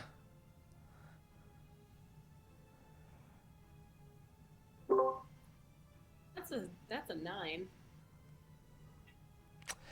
You get up. You're about 50 feet up. You're about to You're about to wedge it in, but get the grip, and you begin to slowly start to fall. Go ahead and give me a dexterity saving throw. See if you can catch yourself right before you start making a distance. An advantage on those. 13. What's up? What's that? 13. 13.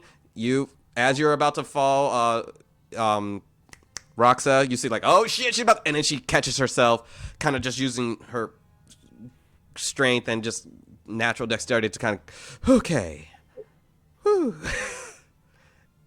Finish up to that 50 feet, get the piston in. All right, and now Roxa. Breathes in deep. Focuses in. Gains some guidance. Yeah, and you are still rolling at disadvantage. Yeah. Over. Rich, you can't have guidance and bless up at the same time, but bless does also apply to your. Oh, they're both concentration spells? They are. Bless does not. It only applies to attack or saving. Oh shoot! I thought it also did ability checks. Let me check. Now, whenever a target makes an attack roll or a saving throw before the spell ends. Oh dang it! Yeah, they are both concentration. Oh, they're both concentrated because Bless is concentration up to a minute. And Bless will be over in, let's see. And guidance. Is guidance, you said guidance is also concentration? Yep, they're both concentration. So if once you hit them with the guidance, Bless goes away. I mean, I could just like tap Rox's foot and give him guidance as she's like taking a different deep breath. You can keep up, Bless. Thank you. Alrighty. Oh, yeah, I already rolled that one. Yeah, so that would be a 16. 16. All right. You make it up to the next 25 feet. You guys are now 50 feet up. Go ahead, Leoric. Leoric's gonna wait for Larcanus. Okay. As you just kind of hold your position there, no issue. You're still pretty low to the ground, so you're fairly comfortable where you are. Go ahead, Larcanus. See if you can catch up. Where is she at? Like She's about 25 feet up on the along the mountain's edge, as she's just kind of waiting for you. Okay, I appreciate that. I was gonna try to do some crazy shit, but I'm glad that you're there to stop me from doing that. I was legit about to be like, I have 50 feet of movement. I want to try to jump 50 feet up to try to. Okay, Do you want to do that? no, because she's 25 feet, and then that's dangerous. Now I have Okay. to jump past her. That's ridiculous. Fine. Can't do that. Yes. Not letting you win, dear. All right. Okay. So yeah, we're going for this next 25 feet. You know the crazy part? The crazy part. That's how you know I rolled that. You know the crazy part is my athletics is a +7, so it's just like the universe is just like, haha. Nah. What you roll? I rolled a 10. It rolled so- Right. I don't understand what's happening here. Just go. I'm gonna jump. I'm just gonna jump it. as he climbs up and he tries to get that first piston into the, and again he fiddles around with the hammer. He fiddles around with it, and he's about to, and like the piston's falling off. And he goes to grab it, and again he starts falling, but slow fall. He just kind of Can just can Leoric? and he just kind of waves you, just No, I'm just so frustrated. Leoric is gonna try to cast levitate on Larcanus. okay. Now let me just read up what levitate exactly does. Okay. One creature, loose object of your choice. They can see within range. You can vertically up to 20 feet. Yeah. So as she Yeah, base of 20. Okay. All right, nice. by pushing or pulling. So it's definitely has allowed you. It's now just your constant. It's like zero gravity for you, and you're just. Dragonborn balloon. Yeah. I am Like, look. you got it now. You got it. I am thankful, but I also feel like one of those little kids who has like the bumpers at the bowling alley. It's like it's like floating, but I'm like clearly not. You feel a enjoying little it. bit of shame. You feel a little bit, as you know, like. So yeah, no issue. You immediately you can do the 5 feet. Go. Just now, you just got to put the piston in. That's all you gotta do. Just go ahead. Just one roll. Just one standard decks. Do I have advantage now? Sure. I love how upset you are. I'm just like if you botch this, then right. I know who's gonna fall. 17. 17. You still kind of. Advantage. I still almost didn't. Damn, this is. Yeah, you did. You're fine. You got your first piston in. Your friend is there. He's still levitating. If you want to keep the spell going, as long as he's within 60 feet. No, she's gonna drop it because that's concentration. She's not. She's okay. Yeah. All right. You're good. Once you got that first piston in, you feel your weight immediately kind of go back as the gush of air that she was providing, very Avatar: The Last Airbender, just hoisting you up, and now she just kind of looks at you, judgingly, and. Oh my god. Thank you. Thanks. Alrighty. Saga. 50 feet up. Let's get that next trek. 26. 26. The wind is starting to blow as you are now 75 feet up along this mountain. Looking good. Doing good. Feeling pretty okay about it. Roxa.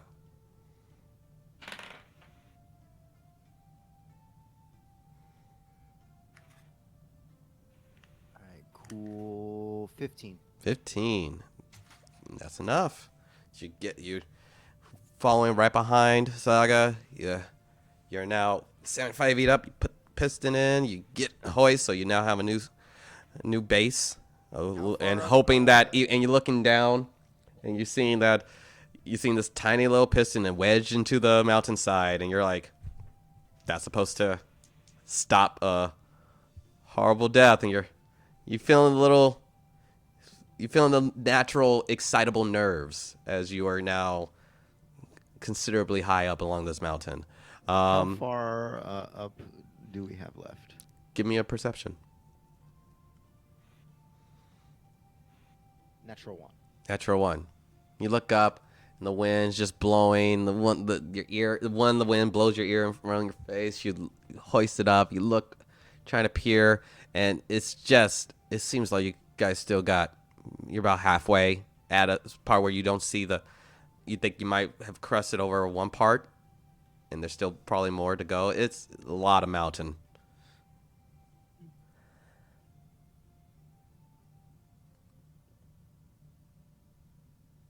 So, Leoric, go ahead and give me.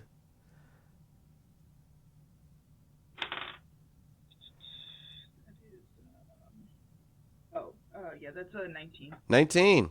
You get up there. You're starting to trek. You're now 50 feet up in the air, and you still feel comfortable.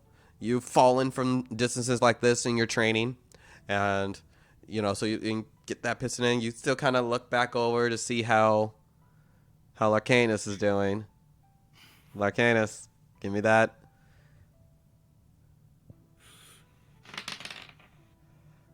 So that's 16. 16. Look at you. Sheesh. You will successfully do it without any help, and you feel proud, even though you have to realize that your friends have been succeeding at this entire time. And you look up and you see Saga, who is way ahead of you, and put your business in. And you look over at Leoric. There's no placating nod. Right. Sure you did good, pal. Yeah. Head pat. Yeah. All right. No, is Marcanus close enough for me to just like reach over? He He's is. I'll just do. he's fairly close. You can kind of do a little shimmy off to your left to try to touch him. Yeah. Hey, Yeah, I'm it's gonna cool. pat him, give him like a good job, and give him guidance. For Okay. his next She, line.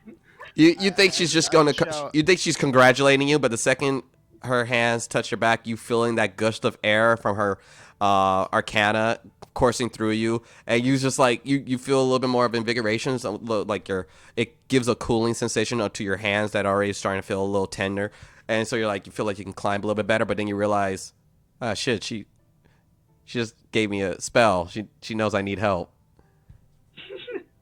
And I just shout down, "It's okay, we have a healer. Healer." Healer.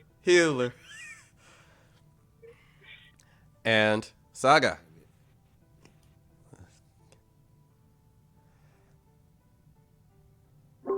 24. 24. Just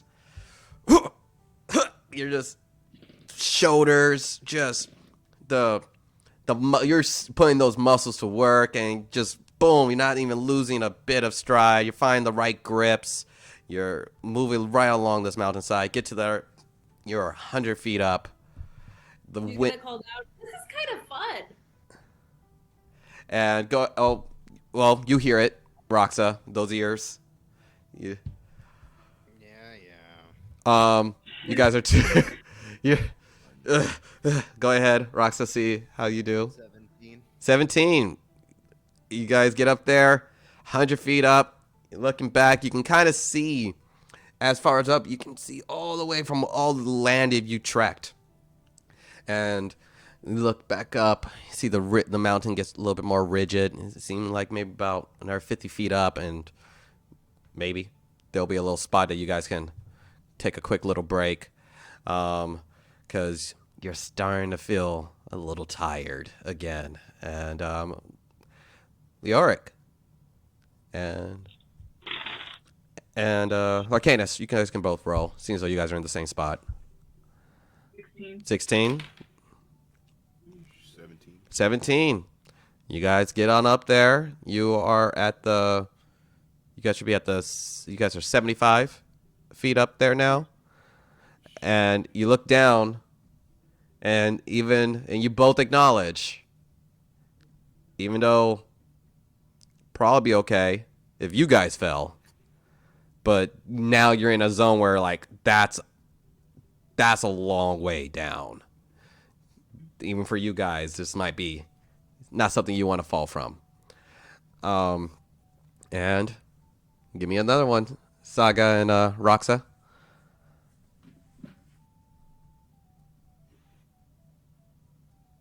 23. 23.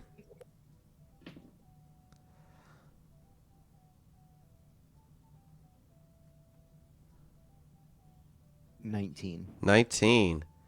125 feet. The wind is deafening. And you're hoisting up. But at this point, I need you both to give me a constitution check for the exhaustion.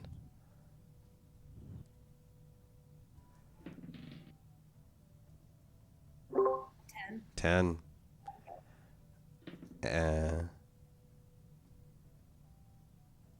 I too got a 10. You both have an exhaustion point. Your speed is halved, so you're gonna have to make 2 more rolls to get to that last little ledge you saw.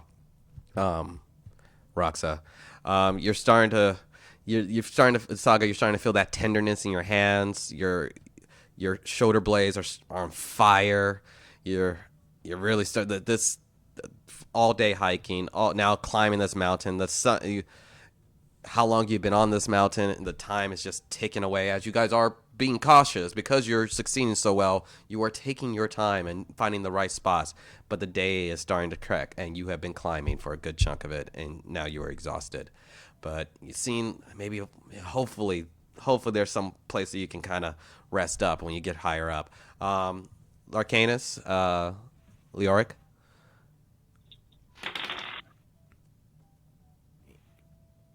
15.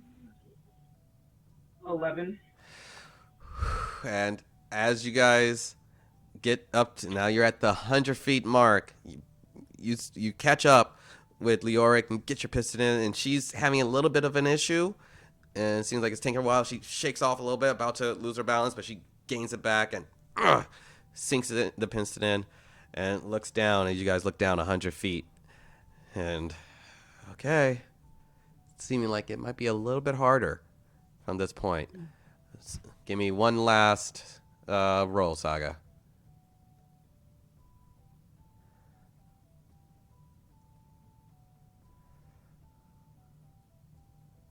Dirty 20. Dirty 20.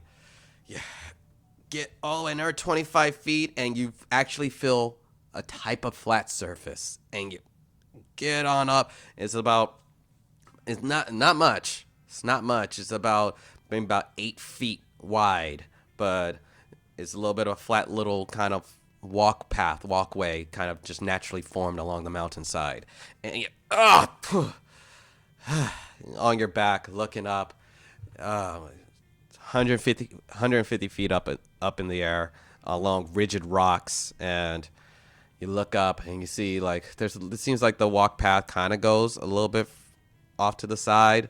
You're not really sure where you're at, or you look up, you still see the mountainside, plenty of mountain left, and yeah, you just take a breath waiting for your friends. Go ahead and give me a first half of that trek, Roxa.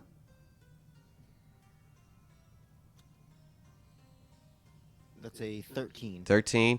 You make it up there. Takes you a while to get there, but you are extremely tired, and you're seeing it's just like, was that 10 more feet? If I can just get 10 more feet up, maybe you'll get a little bit of a breather, but you just need to take a break. You just need to take a quick break here. You're just going to chill here for a sec. Leoric and Larcanus, give me those rolls as the wind and now the duration of what you've been on, and also give me a constitution check. Okay. My roll was a 20. 15 for 16 for the constitution. 16 for constitution, and what was your roll for the climb? 20. 20. And Leoric? I have a 15 for the climb, and whoop, I think just rolled off the table. Sorry. I just rolled off the table. Where'd you go? Sorry. Alrighty. That's 19. Sorry. 17 for Constitution. 17. You guys are doing great. You're doing really good. And you make it. You're now very close to Roxa. As you don't see Saga anymore, so you assume that she's kind of made it to another spot. You're catching up to Roxa. Roxa's only like 10, 15 feet away. Saga, I'm assuming you're just getting some deep breaths in. Yeah, probably just chilling, looking out at the view, having a snack. Yeah, just enjoy some dried. As you're enjoying your little snack as your companions are coming up. Roxa.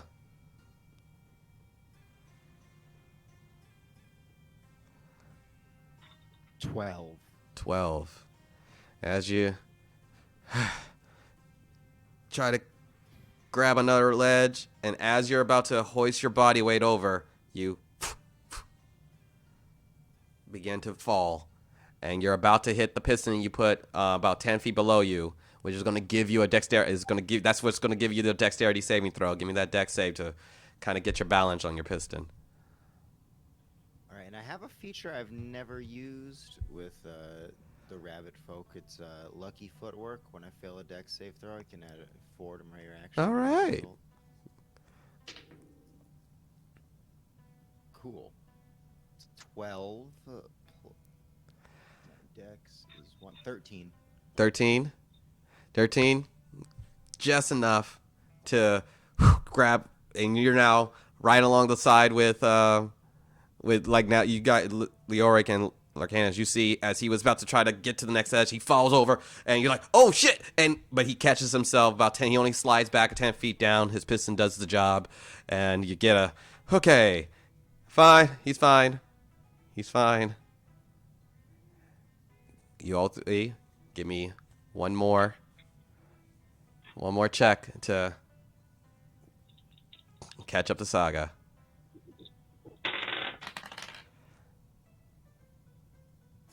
16.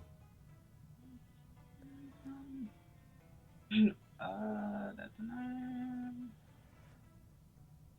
20. 20. Good stuff. And Oh, I gotta do another one? you gotta do another one. Okay.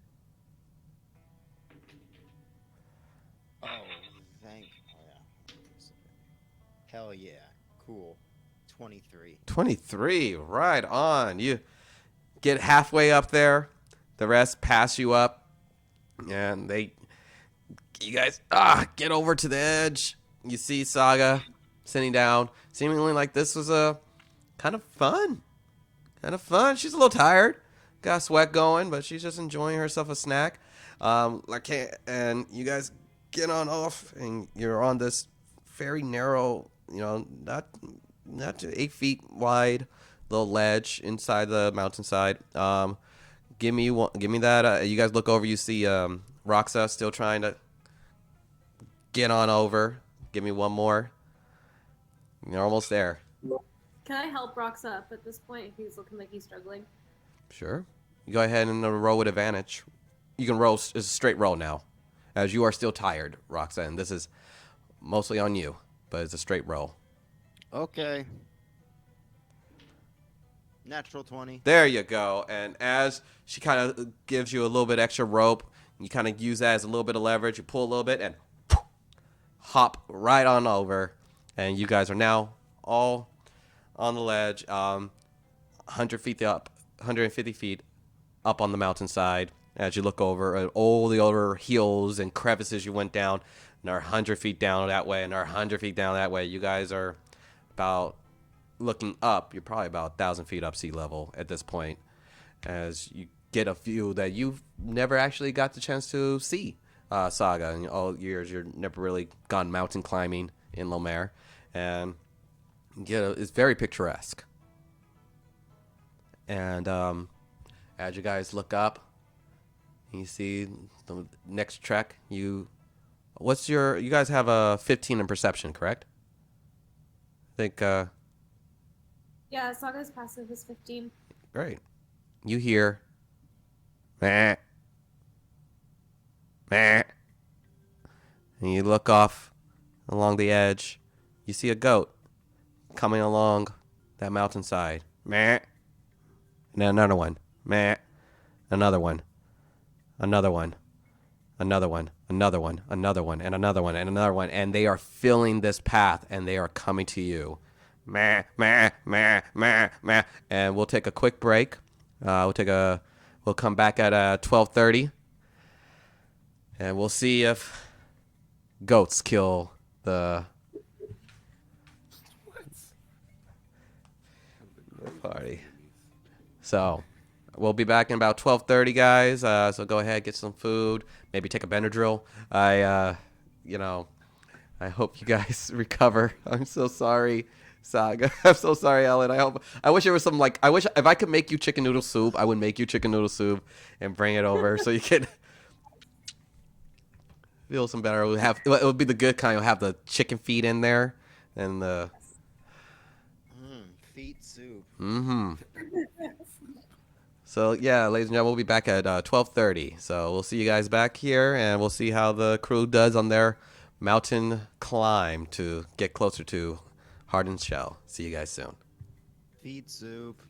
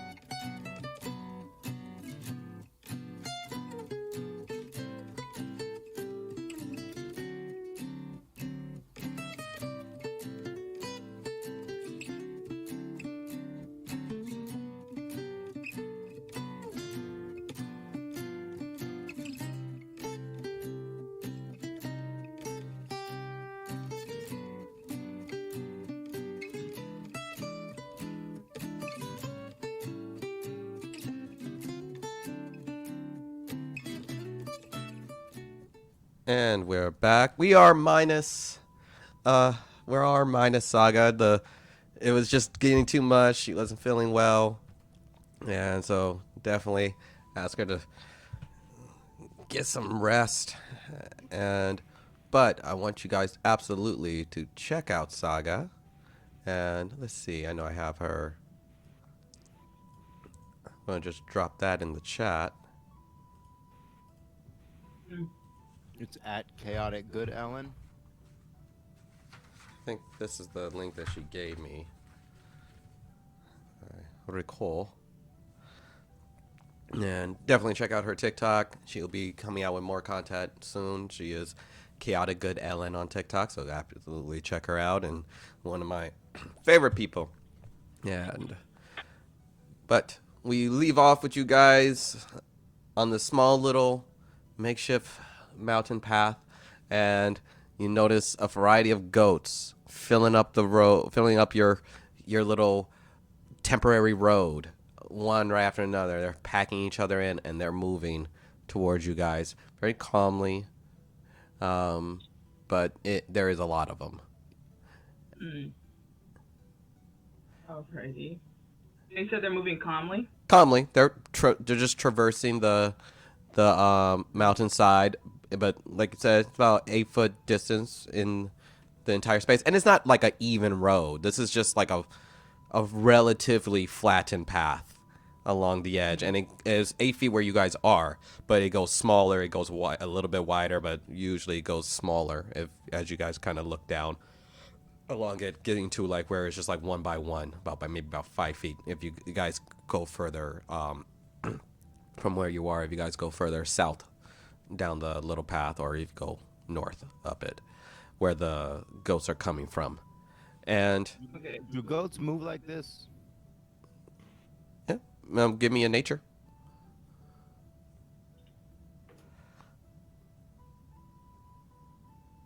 Just try to use my screen, the touch screen. Fuck. 12. 12. I mean, mountain goats are a thing, and they don't seem like they're just moving along. Doesn't seem unordinary of a occurrence. But give me a perception check from everyone.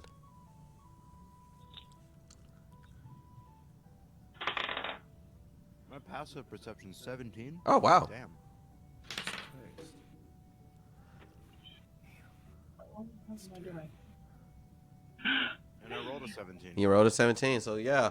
You guys look over. It's like, that's a lot of goats coming along your way, and then Roxa, you see on a little ledge above them, creeping around, is a mountain lion, seemingly about to pounce on one of the goats. And you catch that, and you got about 6 seconds to do something about that. I'm gonna cast Thaumaturgy and just do like a loud rumble of thunder in between where the goats are and where the mountain lion is Okay. to startle both, Okay. So, you guys hear this crackling of massive thunder right in between where he sees the mountain lion and the above him, and it spooks the mountain lion away.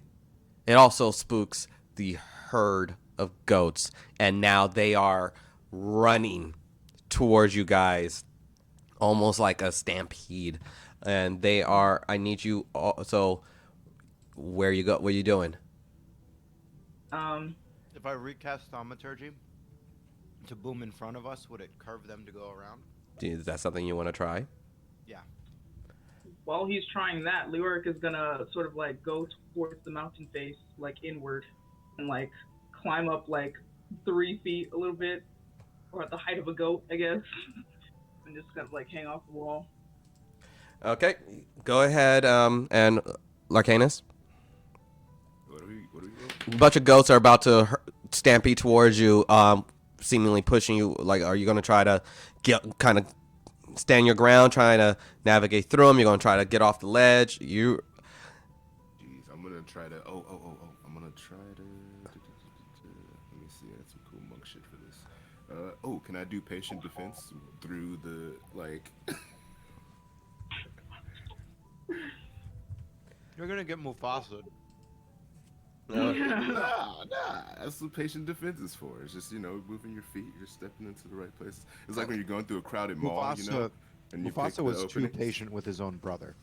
Oh my God. That guy looked evil. That one, yeah. Okay, Yeah. so Roxa, you're doing what? You're trying to do the shock to try to scare them before they hit you. Like carve the bullet, basically. Gotcha. And Leoric, you're climbing up the mountain a little bit and you're It's trying.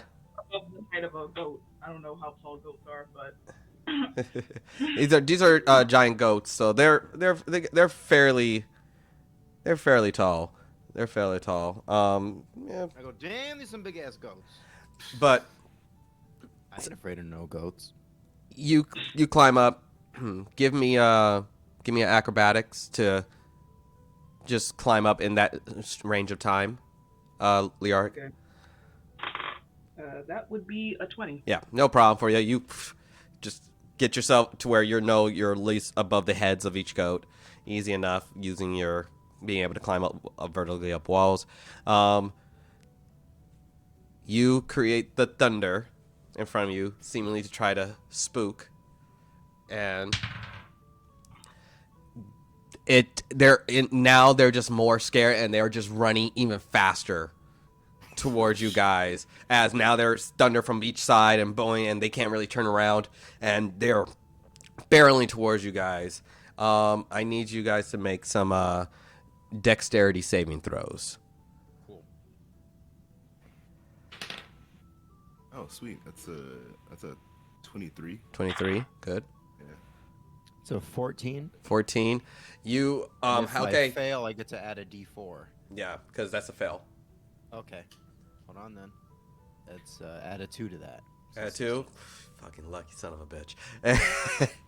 And lucky footwork. so where are you jumping? Are you trying to jump up? Are you trying to jump out? Where you basically have a second now. You have a little bit of a before they hit you, like, oh, it's gonna be bad. I'm gonna use my rabbit feet to just like hop up and then try to like grip to the sides of the wall. Okay, and you do that, and you just kind of tuck in and try to smoothly go through around. Let the ghost kind of pass you by, and you're just kind of moving around them. But you realize, oh shit, there's a lot of fucking goats. Yeah, I need you to make that roll again. Oh, shit.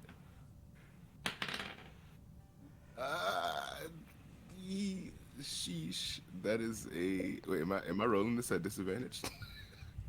It's a 12. That's a 12. Alrighty. Ooh, buddy. I know. I'm in a bad place now. It's even worse that I did so well at first because now I'm deep in it. What's your DC? What's your armor class? 16. 16. I'm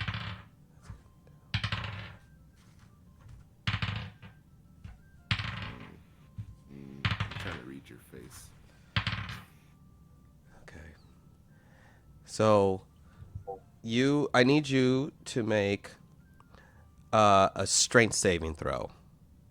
Okay. That's 17. 17. Okay. So for the first wave, you are not knocked prone, but you are getting hit multiple times by the ghost passing through. And let me roll damage. There's my calculator.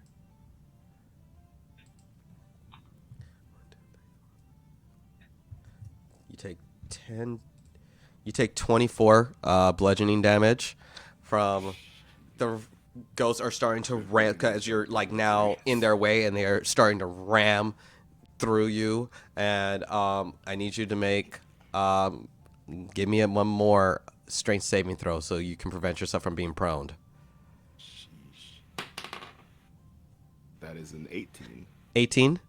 Yeah. Okay, so you still keep your grip up and you're going through, but there's still more girls coming. Where are you going to try to do? You going to try to jump out? You going to try I to want to get out of that. you going to try to get out of that?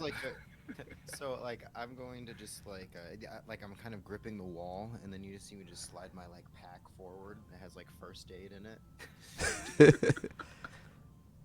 Yeah, I'm gonna try to leap on the wall where everybody else is. Okay, go ahead and give me an acrobatics check. Can I do athletics? No. He said no. That's okay because I rolled a 23 anyway. There you go. Because this wasn't a strength thing. You needed to just kind of jump away. Yeah. Okay, 23. You and you guys see Larcanus with just gnarly bruises as he was just mercilessly headbutted by a variety of goats coming out. But you were not knocked prone.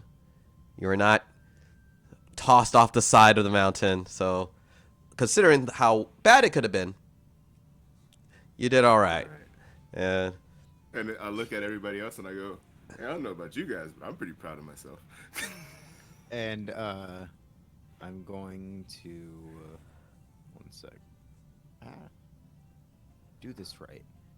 I'm gonna tap him on the back and I go, "Sure you did, buddy," and heal him for 17. 17. points. Yeah. And I go, "You did good." Could have been better, but I did good.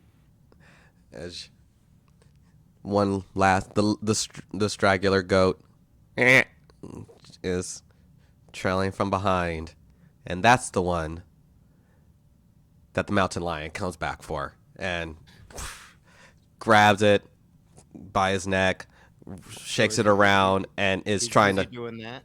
Hmm? So as the mountain lion is doing that, Yeah.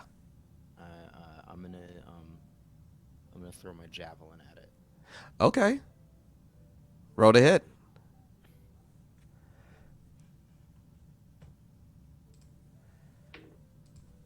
$20 to hit. That hits. Roll damage. Oh.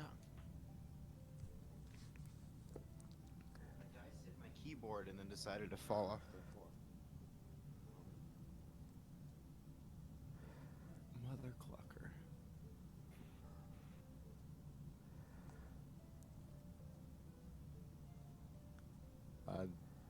That will be a 4 damage. 4 damage. Okay. As you throw your javelin, it scrapes right along its backside, just jolting it, and it hurt it hurt it a little bit, but it's hasn't been dissuaded from its prey, and is attempting to grab the goat by its neck and pull it away, seemingly going then- further away from you. So I'm gonna try to get it. I'm gonna pull out my actual javelin of faith, the other javelin, Okay, and I'm gonna try to hit it with this one. go ahead and roll to hit. Yes. 19 to hit. 19, that hits. Roll damage.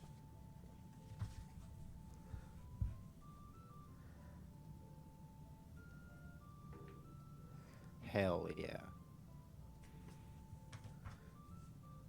And then, so I also have to make a religion check.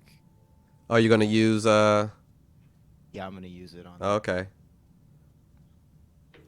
And then, hell yeah. So with that religion check, I got a 15, and I need a 15 or higher.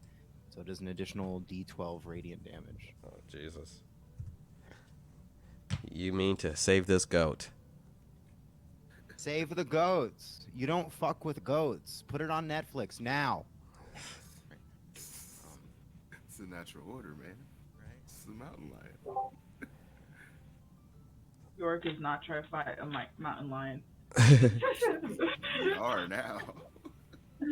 We are. So Has to be there's no. done. All right. So that was 14 damage with the javelin, and then 11 radiant damage. Oh Jesus. You 14, 11, So 25 plus 29. Yeah, that fucking does it for. Yeah, that does it for the lion. How you want to do this? I want to. I want to look at all of the. I want to see if any of the goats can see me. No. At this point, they kept going, so it's just this last little goat. Poor goat. It's the straggler of the group. Hmm. And I just want to, and I want to say, thus is the natural order of things, and then and then just let it die. Thus is the natural order of things as you prevent a natural hunt happen in the nature, and you Thus, you kill the lion, going right through using your radiant damage as it cuts down this seemingly lioness trying to feed her pack. As you kill it dead, you see the goat just kind of constantly kicking his leg as it has a massive gash along his neck, still alive, but very wounded. I'll go stabilize the goat since you've. yeah. I'll cast a cure wounds on it. Oh, you gonna cast Cure Wounds on the goat? On the goat. Okay.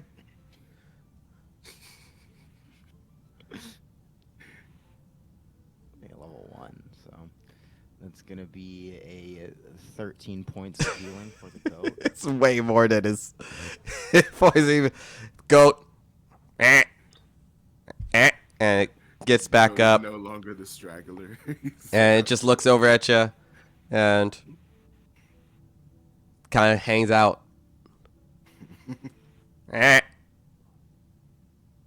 Starts chewing at your claw, at your shoes and your. And I just start to pet it, and just I want to befriend it. Okay, It is now our goat. give me an animal handling check. There's a few things I thought would happen today. That's not one of them.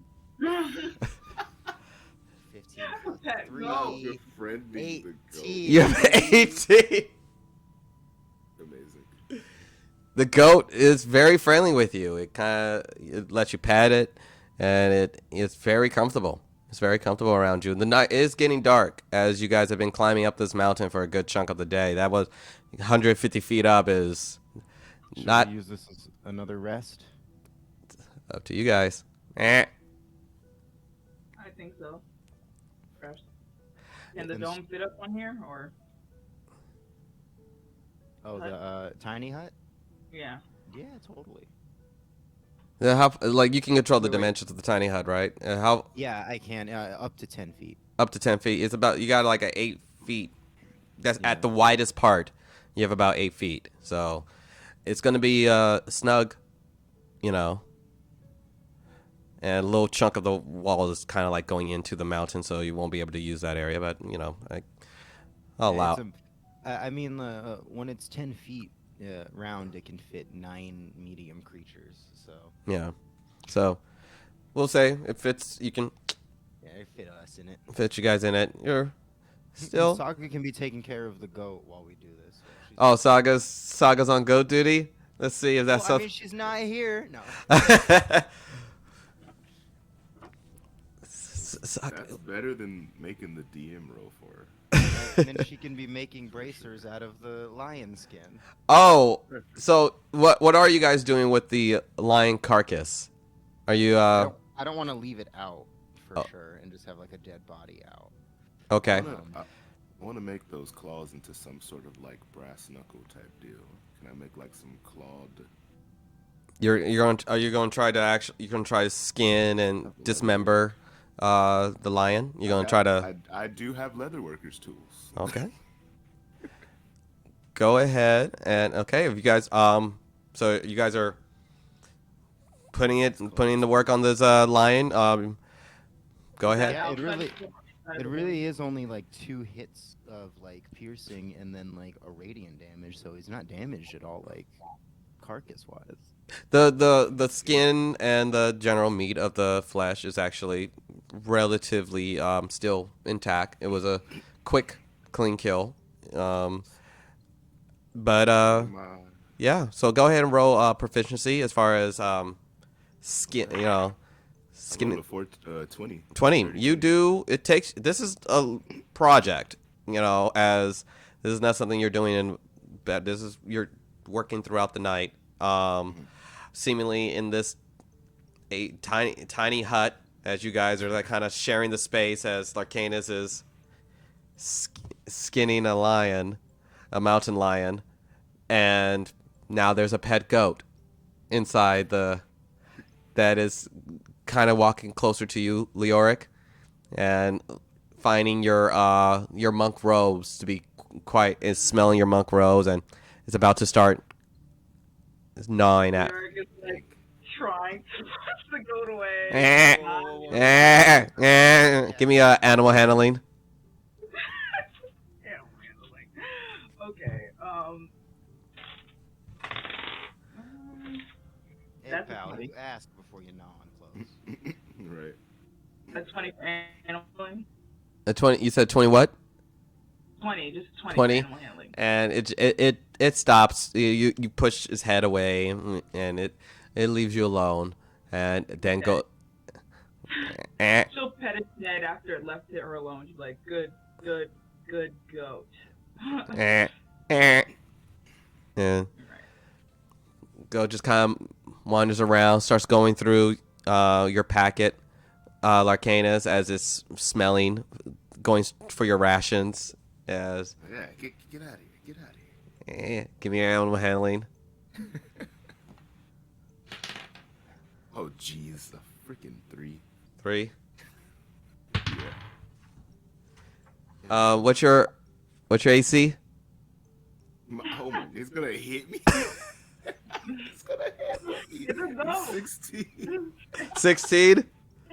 It doesn't. It goes to try to headbutt you, but you just It's like- you move out the way as it's now like seemingly like you were threatening it to is once again trying to go back for your meat, for the meat that you packed away, and seemingly he's hungry. New York is gonna try to get the goat's attention from Larcana so we can keep on working on the mountain lion. Okay, give me that animal handling. Alright. That will be I'll be at 21. 21. You hey. Yeah. And Yeah, she's gonna pull out like an itty bitty part of her ration because she doesn't eat meat, just the meat part. And give I don't know if goats eat meat. She doesn't know. Yeah. Did you check if she knows goat meat? you throw some of your rations down. Goat sniffs at it a little bit, licks it a little, and then starts. Yeah. Most things will eat meat if it's easy enough to eat. So, and it's just gnawing away at your jerky. And goats, not picky eaters. As For what it's worth, I just wanted to know for myself. Goats are herbivores. Okay. so, Giant goats, I guess magical goats eat meat. Yeah, I mean, like, You gotta be in this world, these are some omnivorous goats. well, there's also no dire goats in regular world, so you know. So how about should we just like lay out the cuts of meat from this lion to dry out so that this goat could have extra goat food? It's extra food for everybody. I don't know. How, I mean, I'm not gonna how eat- long does it take to dry out meat? I mean, I'm not gonna eat cat, but you know. I just wanted its claws. Well, as you are, skinning throughout the night, smell kind of starts really getting in there, and skin away now you have all the raw, just flesh and meat and guts. What do you do with it? Well, let's toss it on. Let's toss it out the door. Is there anything we can do with the fur? Yeah, Yeah. let's save the fur. Okay, you have mountain lion hide. I'll have a pelt. You have some you guys got like just get a full line, you get the full line. So however you want to, whoever wants to hold on to that, put that in your character sheet. You toss the meat out the back, and you guys go in for a long rest. Yeah, I'm gonna go for a long rest. Okay, I'm gonna cuddle my goat buddy. your goat buddy cuddles with you, and Of course. His Eh. name's LeBron. Ron. Yeah, well, the same thing as last night. New York is gonna stay up for like an hour-ish Mhm. and just be watching out. you stay out and just kind of That good thing about tiny hut, people can't come in. So no. I know. She's just paranoid. Yeah. I You understand. you look out, you see the Crossbow, and I go just in case. Okay. give me a perception check.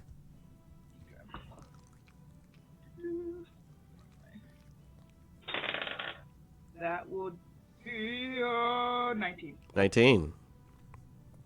Look around and look out, give a look at the carcass as you can't help but think something's going to eat that.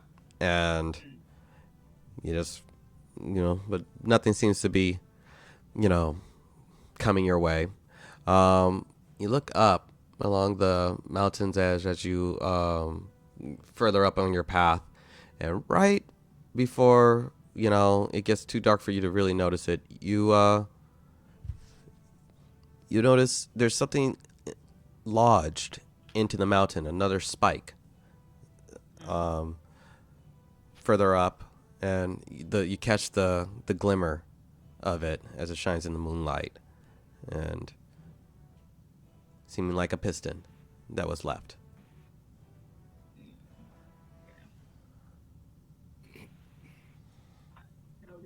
Noted. Yeah, that's all. That's all. She's probably gonna just like note that in her head and roll over and go to sleep. Alrighty. You guys get your long rest. If you had an exhaustion point, it is removed. Which I believe, no, that just puts you back at one exhaustion point, right? Yeah. Yep. You're still at disadvantage, but yeah, you got a good rest in. You guys bounce back and you look up along the mountainside. You look down the little makeshift road along the mountain, seemingly just kind of hugging it. Which way would you like to go? Keep going up or try your luck with the goat path?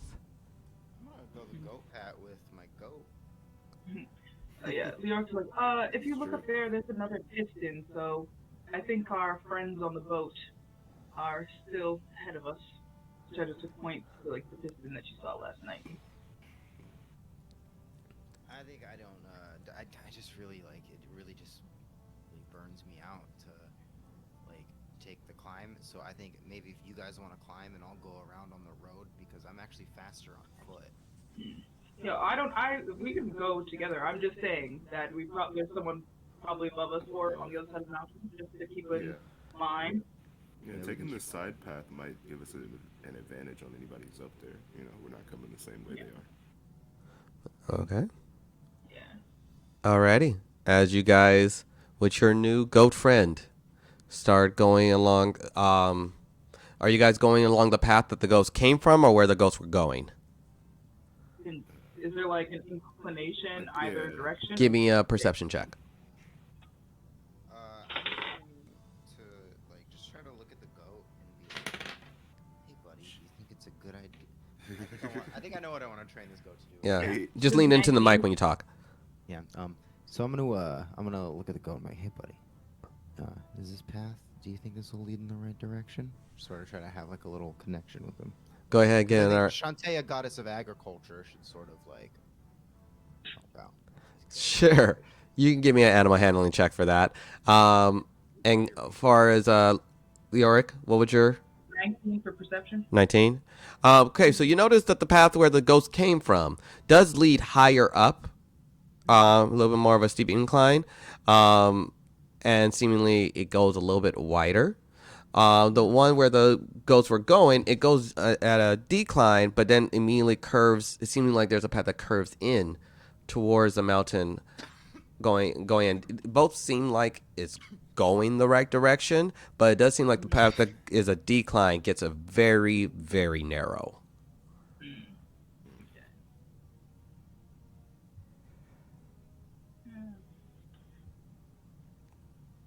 Can Leoric like guess at the movements of goats? Like where do they typically? Why do they move? I don't know. Go ahead, give me a nature check. Can I roll for how goats move? You can give me a nature check. It's like No, they're above the table. Wait. Yes. That's a 20. 20. You know what? The best thing is like, okay, you don't know anything about goats, but a big herd of them were going to this direction. Usually, when they're going to one specific direction, it's probably to a water source. So they're probably just traversing to where there's food, vegetation. So maybe there's a little bit of a level. Maybe they were passing through the mountain to get to another level. Mm, you're pretty high up, so maybe it'll be the right path, you know. But I'd say you do realize you're not a goat, so this path that they're walking might be difficult for you to walk. Okay. What does your goat friend say or suggest? You said you rolled an 18 for your goat. Oh yeah. It licks your hand. It's really fond of you. It is is very, very fond of you. It's also a goat. Oh my gosh. Maybe we should go the way the goat came from for a while, and then if that path becomes too narrow, we can go back to climbing. Yeah, I'm fine with that. Let's just head that direction. So you guys are going a little bit of the decline or the incline? I think the incline. That's where the goats came from. That's where they Where came we from. Yeah. You could also say it was wider. Yes, it is wider. You are going up as you guys are starting to hike up hike up this little path, and going along the side. Give me some as it's starting to get a little on the thinner side of breathing a little bit. You guys are starting to trek up. Give me some constitutions.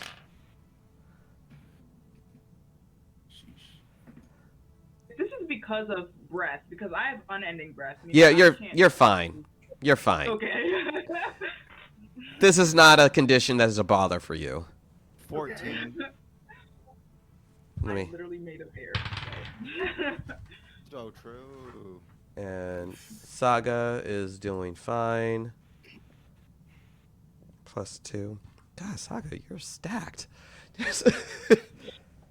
It'd be like that. It's amazing that she has successfully gotten so much lore with such a horrible wisdom and intelligence, But she rolls so well when it comes to just the most random pieces of information. But beastly. But okay, so where are those constitutions? Well, a 10. 10. Yeah. As you are going up the mountain, the extra exhaustion that you guys have been putting. It started the day, even though you guys just started the day. You stayed up a lot longer an extra night to skin a fucking lion, and that took a lot of your energy. And you're starting to feel that, and you have one exhaustion point. We got a 14. 14. You're doing good. You're doing good. You're starting to get you can handle this altitude, and it's still a fresh part of the day. You made sure you got some deep sleep, and you have an old goat friend that's just kind of trekking along, and you are the wind, Leoric. There's always plenty of air as you guys venture forward. This is where you do see a little bit higher up along the mountain. You see a little cave entrance. It is now the path has gotten very narrow to where it'll have to be one at a time. I'm going to take some rope and sort of make a kind of a fashion a leash around the goat's neck, so I can sort of help guide it. Okay. As you fashion the goat moves ahead of you. Just immediately starts walking as it's familiar with the path. Got me. And the goat walks along it and then easily makes its way. Are you following with the goat, or are you letting it go? Follow suit. You follow I'm just suit? gonna stay in the back of the line of people. Okay. Us walking. As you are walking along, this path gets narrower and narrower to where you're now like kind of along the side moving, and the goat is now going up in the incline, so you're like, you can either start climbing, or you can see if you can start climbing where you are, or you can try to keep walking along this goat path, or you can start breaking I'm out your gonna- climber's kit. I'm gonna just keep walking. Okay. You guys can climb and then I'll walk and then we can eat. Okay, you're gonna keep walking the ghost path. It is now Yeah. you're getting to the point where this is now razor edge, where about the size of a goat. Like, this is about that wide of a path. So I need you to make a give me some acrobat. You can do acrobatics. Hell yeah, I can. Cool. 17. 17. You like hug the wall, and you are just still going up steadily. The goat easily walking further up, seemingly getting up to another ledge, and walks away. It's kind of out of your line of sight, and you hop right up, and now you're on another level of the mountain, and another chunk. It seems like this is another little patch of forest area, seemingly where the goats were originally at. You're now further along the edge of the mountain on the north side, and no problem. What about you guys? You guys going to try to climb it and kind of go along, or go up the path? New York's gonna see what the people in front of her do. She's gonna wait to see what Larcanis does. Well, she is. Saga is going to take out her climbing gear so she can get better, foundations, and she's going to climb up and over. As she is ridiculously strong, she makes that with no problem with 23. You see her as she walks along the path going up, and when it gets to that type of real narrow, she grabs her climber's kit and she starts going up, just deciding to just go up about 25 feet and then sliding on over to where Roxa is. So, what would you like to do? Okay. She's gonna Lyra's gonna do the same thing, but like watch to see if like Larcanis falls. She's gonna be prepared to cast levitate again. Okay. Just she's at the ready. Okay, so you're taking the path, or are you climbing? I'm climbing after I go. Okay, go ahead and give me your acrobatics or athletics. That is acrobatics. That is 16. 16. It's getting a little bit more difficult to do it now, but 16 is just enough to climb up and over, and now you are on another little flatter ledge of the mountain, seemingly opening up as you're in a very high, now you're in like another high hills area where a little bit of some trees and everything, where you presume that's where the ghost came from. And you look up to your right, still plenty of mountain, and you guys but now there's a little bit more of a forest-like area. There's a cave entrance into the mountain, seemingly about a couple 100 yards off to the right, and deep forest off to the left. And you look back, you see your friend Larcanis. Larcanis, what are you doing? I'm gonna take the same path. Okay. It seems like the safest. Acrobatics and athletics. Oh yes, that's a 25.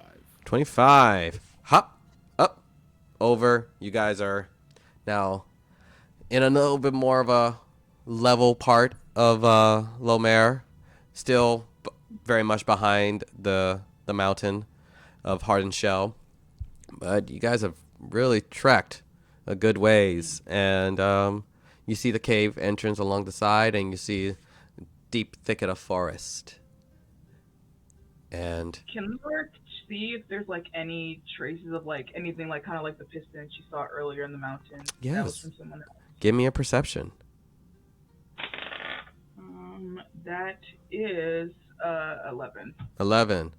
You look around and you don't really, you don't see anything. You don't see any tracks other than, see some goat feces, some scat, and just signs of different animals and whatnot, but nothing, no body outside of you guys. And let me pull this up before I forget. Nope, wrong page. You already killed the lion. I don't need you anymore. You do hear Roxa with such a high perception.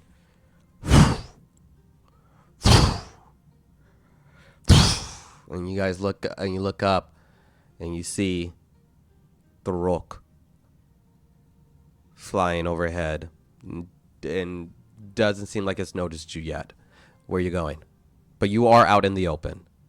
You see a thicket of trees and you see a cave entrance about 100 yards away. You have to run through about 100 yards worth of open space to get to the cave, and about 20 yards if you just go further into the kind of hilly area where there's trees. I back into the thicket of trees. Okay. Yeah. And then Like Homer Simpson. Go ahead and give me some give me some stealth. As you guys all go into the thicket of forest to. Oh. So, Ooh. 14. Oh, she's disadvantaged with stealth. Oh, that's so sad. Well, let this be a lesson to all you guys who can't make it to a game or leave early and you want me to roll for you. That is usually a bad idea because I roll horribly. As I roll with disadvantage for Saga, and so I got a natural 20, but then I got like a 9. So let's see. And that's a minus. No, she has a +1. But that's a 10 for Saga. What was you guys' roll? 17. 17. Yep. It notices Saga. And I got like a 13, but I also want to use Lulu's ring to cast Tree Stride and just like disappear into a tree, Homer Simpson style. okay. And Okay. Then, Let me just look up. you gain the ability to enter a tree and move from inside it to inside another tree of the same kind within 500 feet. Both trees must be living and at least the same size as you. You must be 5 feet of. You must use 5 feet of movement to enter a tree. You instantly know the location of all other trees of the same kind within 500 feet. And as part of the move used to enter the tree, you can either pass into one of these trees or step out of the tree you're in. All right. So basically, I can just.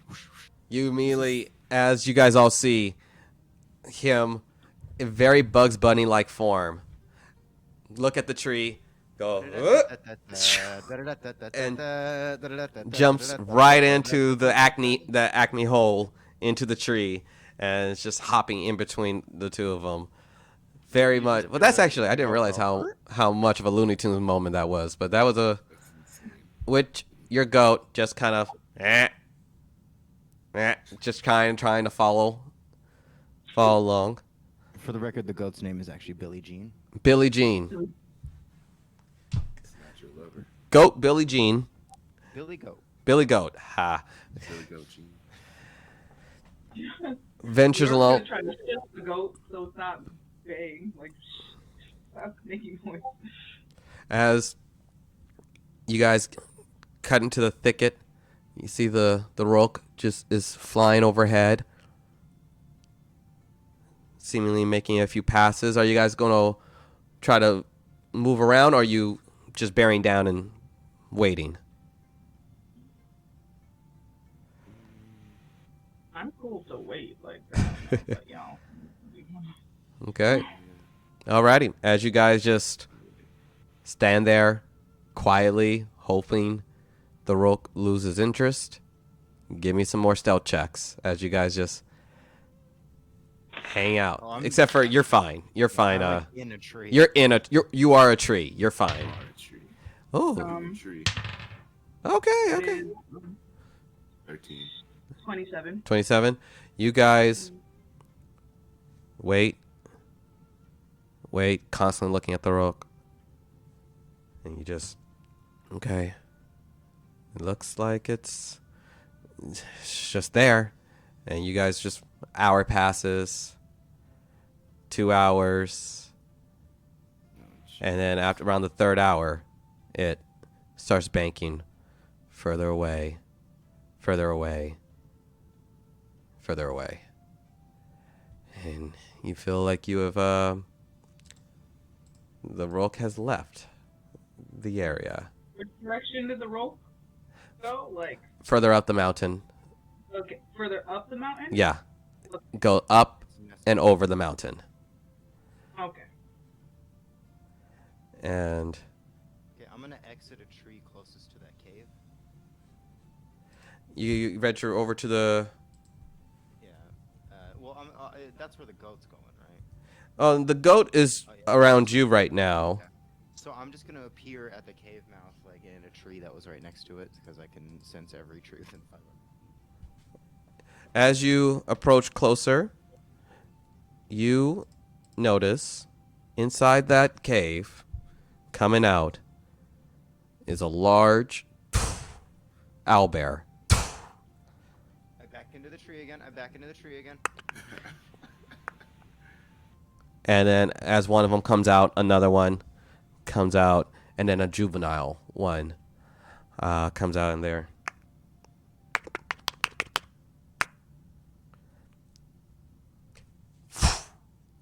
And starts going towards the forest line where you guys are. Give me a stealth check as you see these owlbears are starting to come out. 11. Wait, did I get the math right? 11. No, it's a 12. It was 12. 12. Alrighty. And Larcanus? 12 also. As you guys try to hide yourselves into the tree line.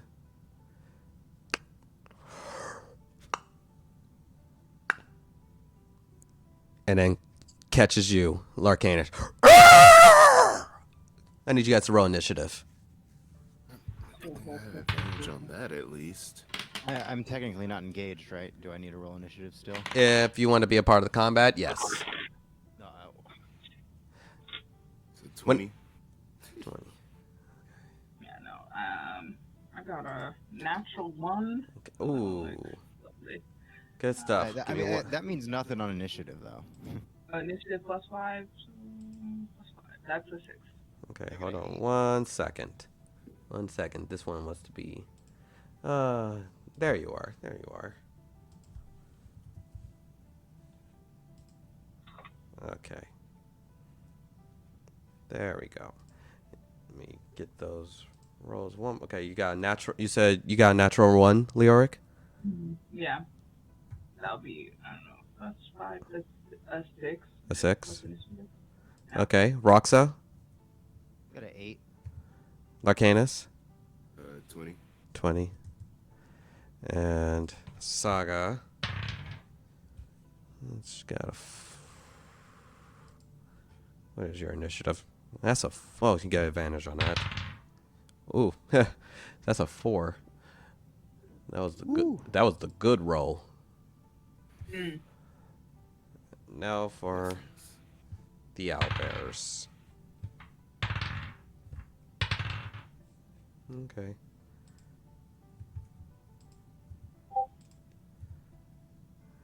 And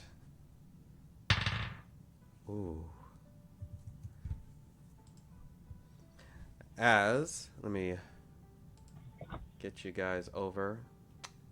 You guys would be in the middle of the day now. Let me move this map over to the day map. Map. I had it all set up for night. Versus night.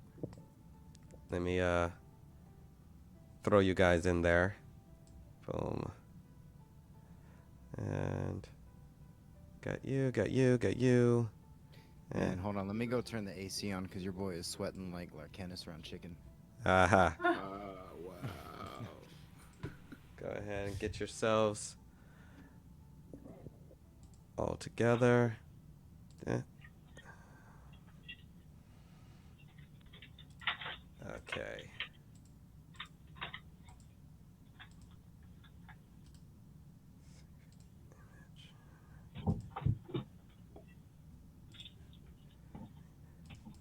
Pardon the timing, guys. It's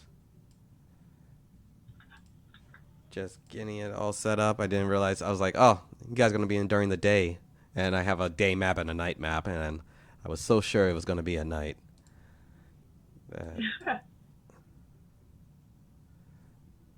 So We were just moving too quick. Dale. I should have been prepping while you guys were like in your when you guys were in the camp. I should have prepped right then and there. Alrighty. And there you go. Pictures There's like our they look like owlbears. Little brown apples. There we Did y'all go. see Raya and the Last Dragon yet? I did. Yeah, I have. Yeah. In D&D, I want a tuk-tuk. Oh yeah. Like that big-ass roly-poly. Yeah, I like that too. Cute. That The gigantic armadillo. that movie was fire. Yeah, it was. Yeah, it was a good movie. I enjoyed it. I've noticed that Disney is not putting any effort into promoting movies that are going to go straight to Disney Plus now. Like, if you can pay the $30, they're like, one trailer, that's it. Cruella, too. I heard good things Yeah. about Cruella, though. I liked Cruella a lot, actually. The Boo thing saw Cruella twice, and I've just seen In the Heights 5 times. And I haven't seen The Heights yet. I've been really looking forward to checking that out.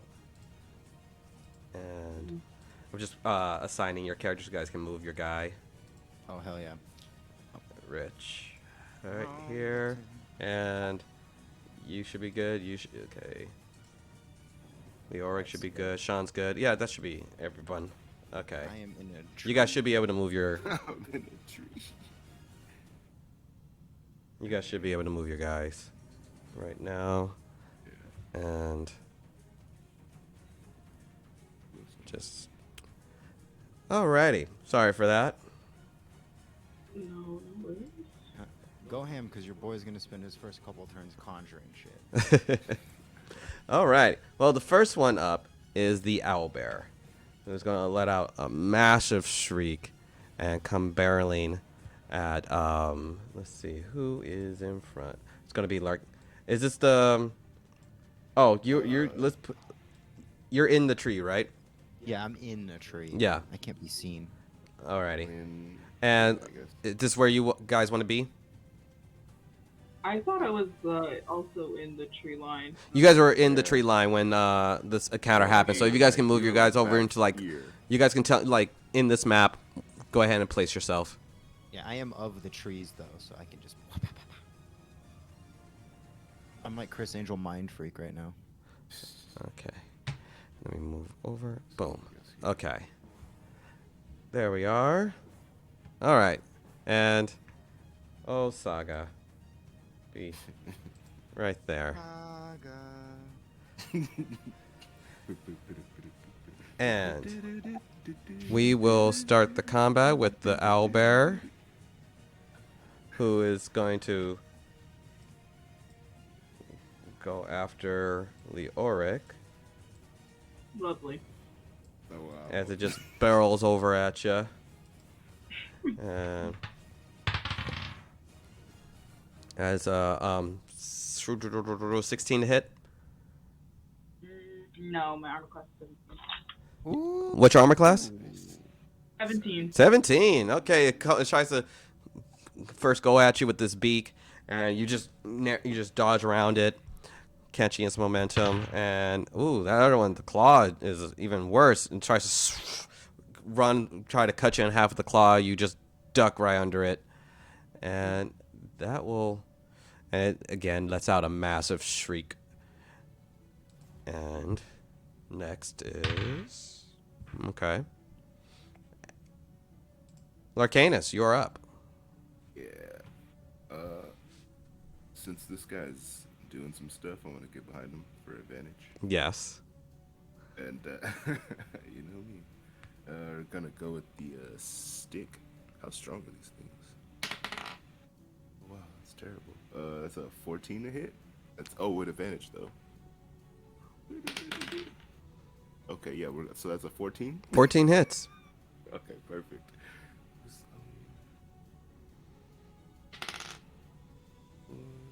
That's 7 for damage on that first hit. Okay. Second hit, that's the damage. Ooh, that is a 27 on that second hit. Yeah, that hits. And that is another 7 for damage on that. Nice. Then we're gonna go with Fury of Blows. God damn it! I'm still at advantage, right? No, you already got that No. for. No. No, that Move one you was over a a little 10 bit. for that one, so that misses. Just gotta make these guys a little bit bigger. And last strike is 17. 17 hits. Oh snap! That's a. My math is not mathing. 11. 11. All right, nice. That last punch, yeah. You immediately start just wailing at the midsection of this owlbear, just trying to get his attention and also just kind of batter at it. It's like punching into. Yo. Tiny bears are big now. Tiny bears are big now. I also wish to disengage. I want to jump back. Okay, go ahead and move your guy. Alrighty. And bring it over to Mr. Bunnington. Cool. I'm gonna use my movement to poof out of the tree over here. Okay. What's the movement speed you get to have in I can go to any tree within 500 feet. It just burns 5 of my movement to exit a tree. Okay, and 5, 10. So just going along the sides, 5, 10, 5, 10. Oh no, it's that distance doesn't matter. It just burns 5 to leave a tree. Oh, okay. Go to any tree within 500 feet radius. Oh, okay. All right, I gotcha. So yeah, you're there. Yeah, boom, and then I'm going to let's see for my bonus action. Let me make sure I'm on the right page again, so I'm not staring at freaking joggos. I'm going to. This is a way better idea. Let's do Guardian of Faith, and get our old trusty pal Invisigai out. And yeah, so a large spectral guardian will appear within, sort of just like in between the 2 owl bears and the 1 owl bear there. Oh, is that a token? Yeah. Okay, word. Sort of right. I'll let you control it. Hold on. Go for it. All right here, and so anytime someone starts, any enemy starts their turn within a 30-foot radius of it, they have to roll to take damage. Alrighty. Roll a dexterity saving throw, or take 20 radiant damage, and he just disappears when he deals 60 damage. Okay. Very good. Very good. End of my turn. End of your turn. That brings you over to Leoric. Yeah. The bear that's trying to attack me is still clearly near me, right? Oh yeah, it's right in front of you. All right. Lurik's gonna attack with her arm blade. There you go. Bear. In action, baby. That is. Sorry. That's 15. 15 to hit. That hits. Okay.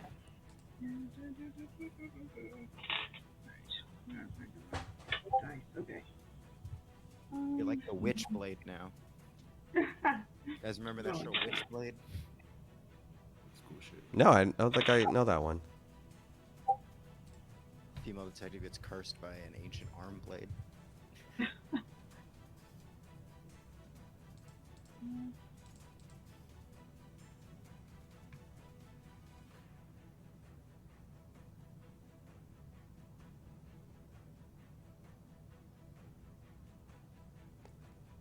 Okay. Did you? I'm sorry, I didn't hear your damage rolls. Oh, are you frozen? Oh, No. I was like wondering, like, why isn't she saying what's her damage like? It's that TikTok challenge where you pretend it's a photo and then she's gonna move in a second. Yeah, it does the loading screen. Well, in the meantime, we'll assume she did something badass. And give her a second to connect back in, and she's see how that goes for her. Back. There you are. Excellent. Oh my goodness. Yeah, sorry about that. Where were we? You you hit. I heard that you hit with the first one, but just looking for your damage. 8 damage. 8 damage. Okay. She's gonna do that again. The same hit with the arm blade. Go for it. As you are now really finding purchase with your blades, as you kind of duck under it and cutting along it, right along its belly and cutting across the belly, you're moving like the wind. 20. 20 hits. Yeah. Suits you well. And 6 damage. Wait, no, that's plus. Wait, no, that's plus 5. So that's actually 11 damage. Nice. Because you use your martial dice with it, right? Yeah. Because it's your monk weapon, yeah. Yeah, look at that. That thing is beefy. You're really you're noticing how effective the arm blade gifted to you has been, and you're piecing up this owlbear. It's looking rough. All right. Wait. And then for my bonus action, I'm gonna do flurry of blows. Go ahead.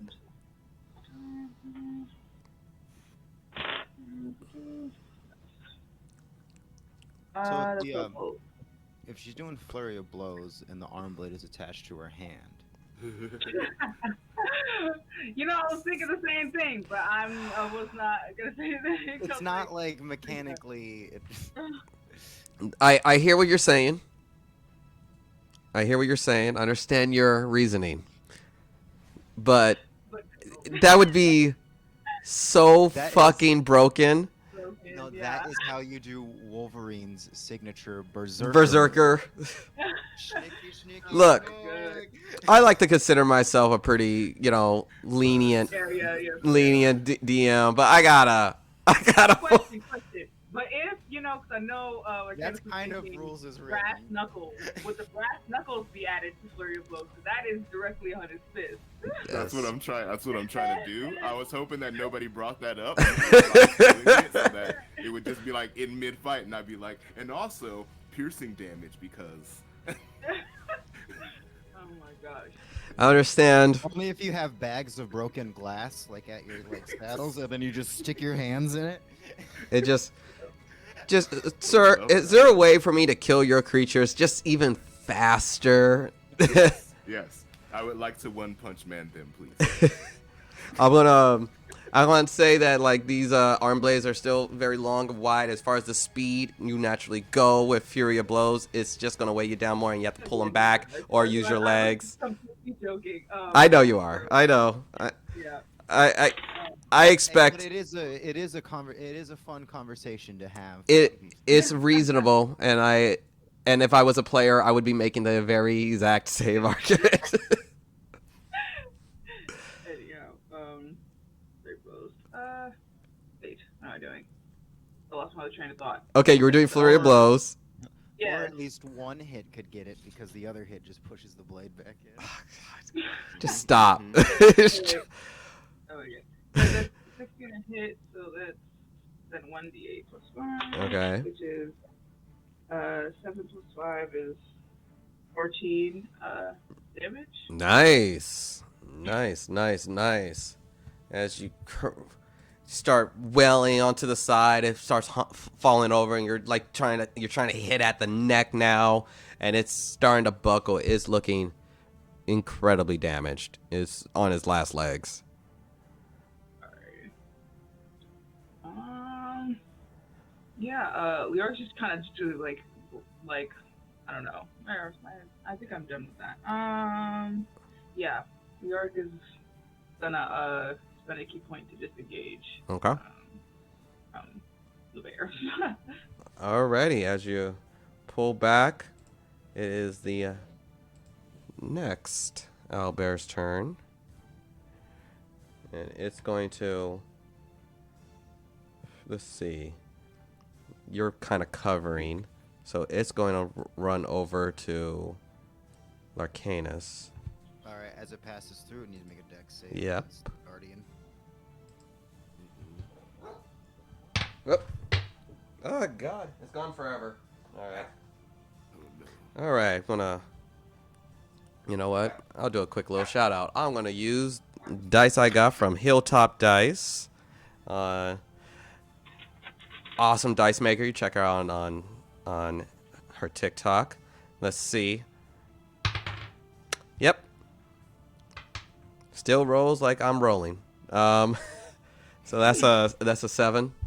But it's very beautiful dice. It is a very beautiful All dice. right, so it takes 20 damage. Takes- 20 radiant damage. As it As a floating sword and shield just slices it across. just the side. as it's running, it just carves a deep gash from head all the way to his lower leg thigh, and it's just like still goes all the way over to Larcanus. It is going to roll to hit. Let's see. My God, I'm rolling horribly. That's a 19 to hit. Oh, bastard. That actually hits. Which Larcanus? 9 pages. Oh, yeah, it hits. Okay. And Yeah, he. you take 10 points of piercing damage. And it's going to try to, as it goes down with his beak, and now it's going to try to swipe at you with his claws. 17 to hit. Sheesh, dang, it just hits, yeah.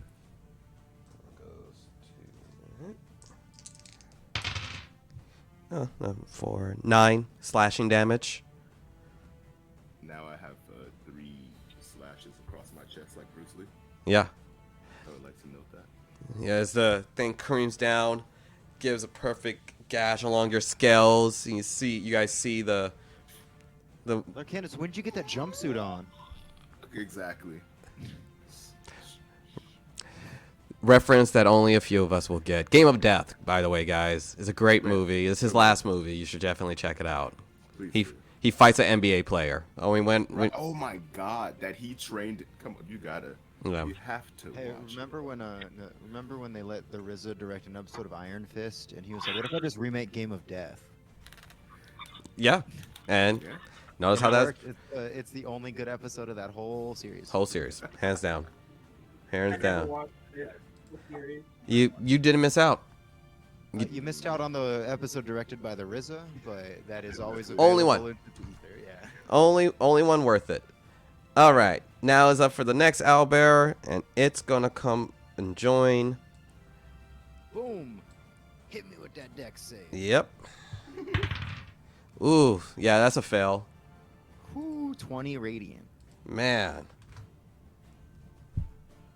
Again, slashes along the eye all the way down to the lower thigh as it runs across, and letting out a loud skreak. And as you guys are fighting, it's going to try to attack you, Orcanus, with his beak. Ooh, that is a 26 to hit. And that is, you take 10 piercing damage as it comes down with you at his beak. And House hate me. and that's for his second hit, that's a 24 to hit. Yeah, dang man. And it's gonna get you for another 11 slashing damage.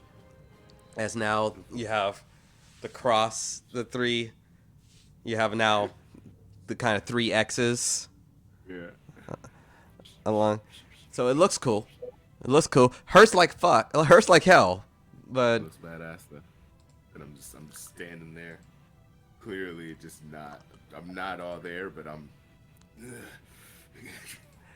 that will do it for their turn. And it is now Saga's turn. And she is going to go into a rage. Despite all my rage, I am And still- she is going to come down with her great axe. So that's why you had them damn near murder me so Saga could rage. So Sagan can save you 24 to hit. Like, how do you even miss with dice like that? What have I given you? What horrible demon blade have I given this woman? Oh my god. Oh my god, that's 19 damage. As he just calms down with her great axe. Just wells it right into the side. And she's going to swing around and do that again. Which that hits. Oh my, max damage. Another 20. Fucking just, you see as she's coming over, she carves it right along the side. And as it, and she hoists her axe up and right through the skull of the owlbear. Killing it. Damn. 2 hits? That's amazing. Dead. And that ends that out her turn. Bringing it over to the owlbear in front of Leoric. And it's going to attempt to... Yep, that's 25 to hit. You are on patient defense, right? Did you? I know I didn't. No, you didn't? I Okay. disengaged. You just disengaged. Okay, so it's Yeah. coming back at you. So 25 to hit. And Yeah, that.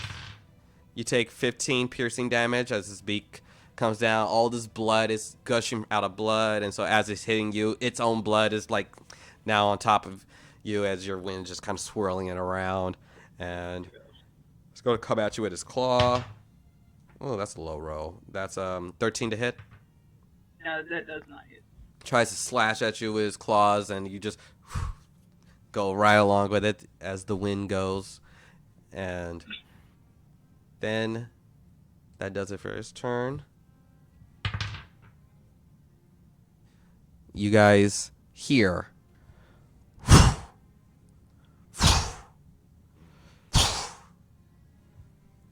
And that does it. Larcanus, you're up. Alright. First off, I want to get closer to Roxa. I'm just gonna get right up here, get real snugged up with them. Okay. So we're shoulder to shoulder. Hey pal, I'm gonna fight this thing, but I'm very close to dying. Just so you know. So whenever you get a chance, no rush. Just hey. Hey, I just met you, and this is crazy. Here's my number. So Heal heal me, me, baby. Stupid. I got you, fam. All right. Yeah. So we're gonna. You know, I saw this hoodie the other day that had Billie Eilish, Carly Rae Jepsen, and Miley Cyrus, and it said Billy Ray Cyrus underneath. Oh my gosh. And I haven't needed a hoodie during the summer before. Like it's 117 out, and I'm like, fuck. Like maybe. Right? All right. So we're gonna go with of course, we're going with the stick. I mean, at this point, I can use either or. It's gonna do the same thing. But... I feel like it'd be tight if you tied the lion claws to the end of each end of the stick. Just have like a Oh, that's monkey better. claw stick extension type deal. Yeah, yeah. Exactly. I like that. I like that. That first one misses. That's a 10 to hit. 10 is a miss.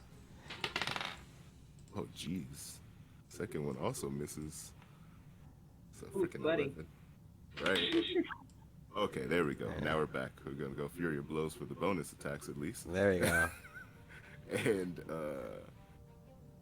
I also want to try to stun him. That was a 20. It's a 24 to hit. Yeah, that hits. So I want to try to stun him. So can I get a DC 13 saving throw? Rolled a natural 18. Okay, I don't like you. All right, cool. So we're just going for damage then. All right, sweet. That's what is that? Okay, 4. That's 4 damage. 4 okay, we're going damage. for the second Fury of Blows attack. Jeez, that's a dirty 20. Dirty 20. That hits. Let me. I'm gonna do this again. Can I try to stun him one more time? Can you do Stunning Strike twice in a single action? It's a special. Oh, I guess it is a single action. You're right. Let me just read Stunning Strike because I always forget this. Oh, I probably have to pull up your. Hold on.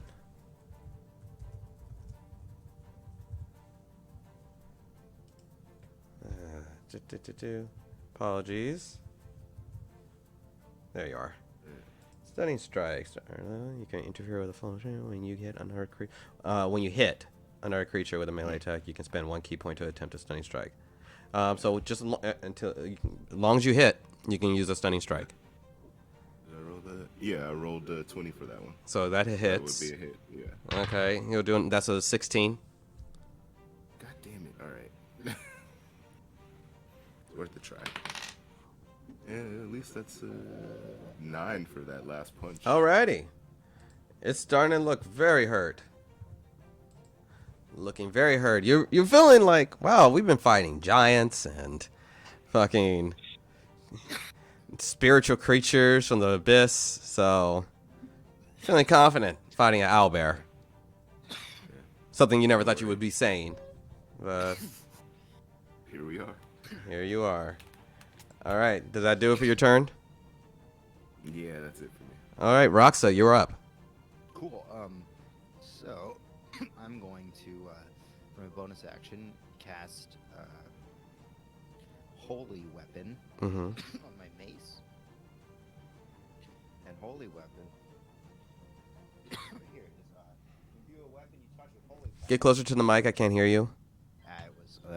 You imbue a weapon with holy power until the spell ends. The weapon emits bright light in a 30-foot radius and dim light an additional 30 feet, but also on successful attacks to do an extra 2d8 radiant damage.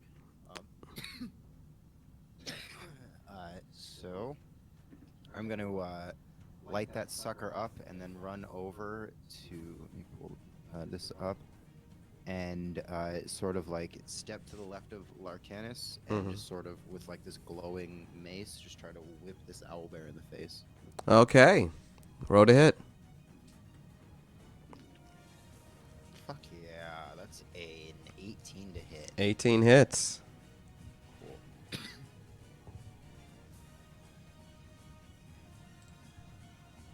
Hell yeah.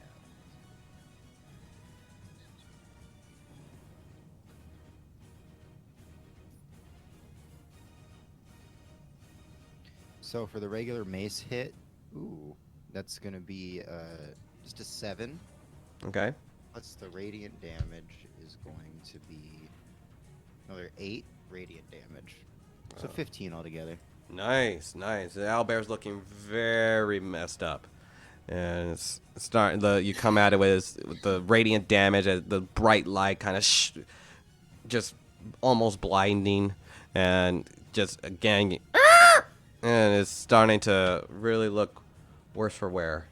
And also, if that thing is within 30 feet of my guardian, It is. which on its next turn, when it starts its turn, it's got to make a dex save. Dex save, yeah. Alrighty. That do it for you? Yeah, that does it for me. Leoric, you are up. I just kind of want to be in front of Larcanus too, with my shield out and the glowing mace, like I'm protecting him from all his damage. Sure. You wedge you try to wedge yourself in front of Larcanus. So, Leoric? I can't hear you. Sorry. That's Yeah, all I good. felt so snacking. Anyway, yeah, she's gonna go after the bear with her arm blade again. There you go. That is math. That's 23. 23 hits. All right. So damage. I'll just roll the right dice. Sorry. Yeah. That is 6 damage. 6 damage. How do you want to do this? Oh, awesome. Just gonna like cut off its head. With the arm blade. Just whirl around it, hop, giving your air, kind of just giving you like almost like a trampoline as you bounce up, getting above the head of the owlbear, and you come right down with your arm blades, and the owlbear's head falls right off, and it lies there, decapitated, dead. Alright. Yes, I still have. There's one bugbear that's still like alive. There is one more bugbear. Yeah.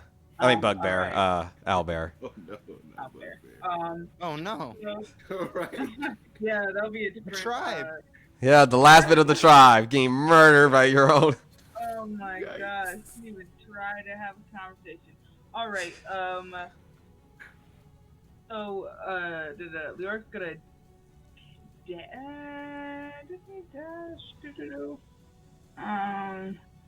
alright.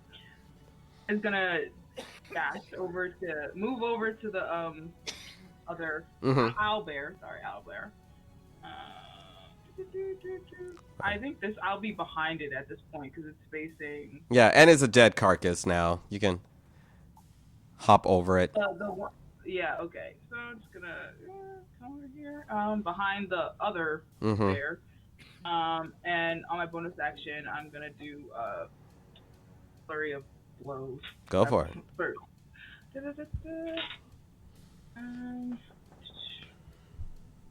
That's 18 to hit, I think. Yeah, 18 to hit. There we go, hits. I'm like special on this one. Okay. And then that is not good at math. 8 damage. 8 for that damage. bear. 8 damage. Yep. You come behind the owlbear that's already engaged with Roxa, and you start wailing at it from the back, sinking your arm blades into it. It shrieks out in pain.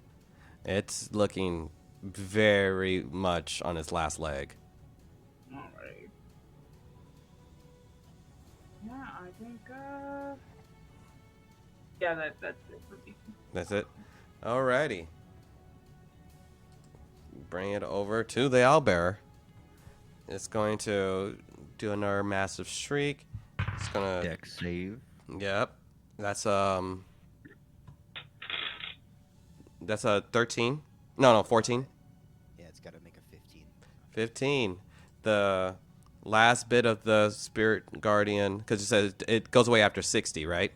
Yeah, he salutes me, slices my man's, and then disappears. And that cuts down the owlbear, killing it from its last. And you see these 3 owlbear carcasses now slumped in front of you guys. And can you guys make a perception check for me, please? That was an 18. 19. That is, I would like to stack these bodies and then dip in another way so that he goes after these bodies and not us. that's a 12 perception. 12. Okay. And what was your roll, Larcanus? 7. 7. What was your roll, Roxa?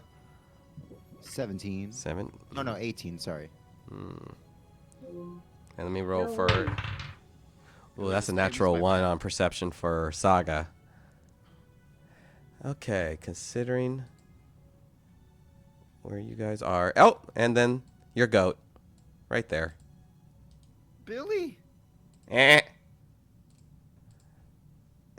And let me. Oop. Go away. There you are.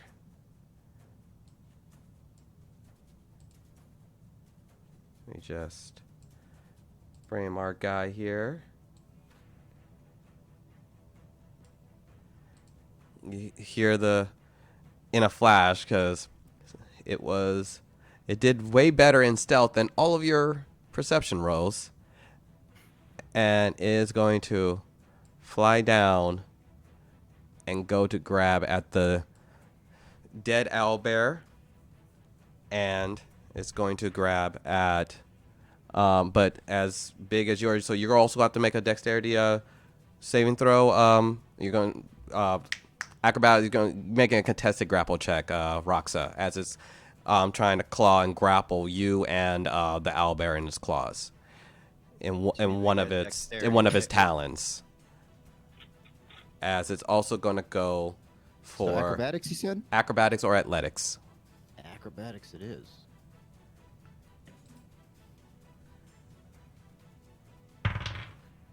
Ooh.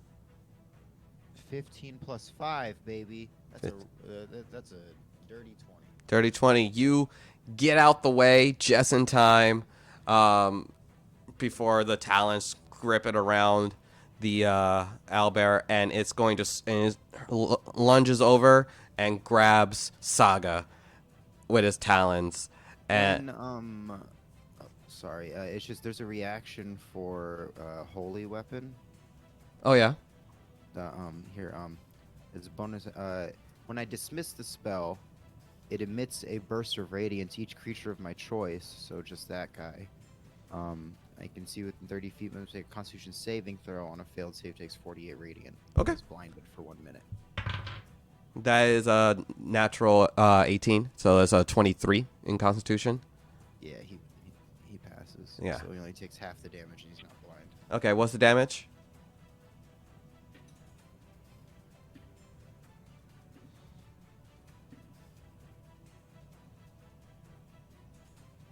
Uh, 13. 13.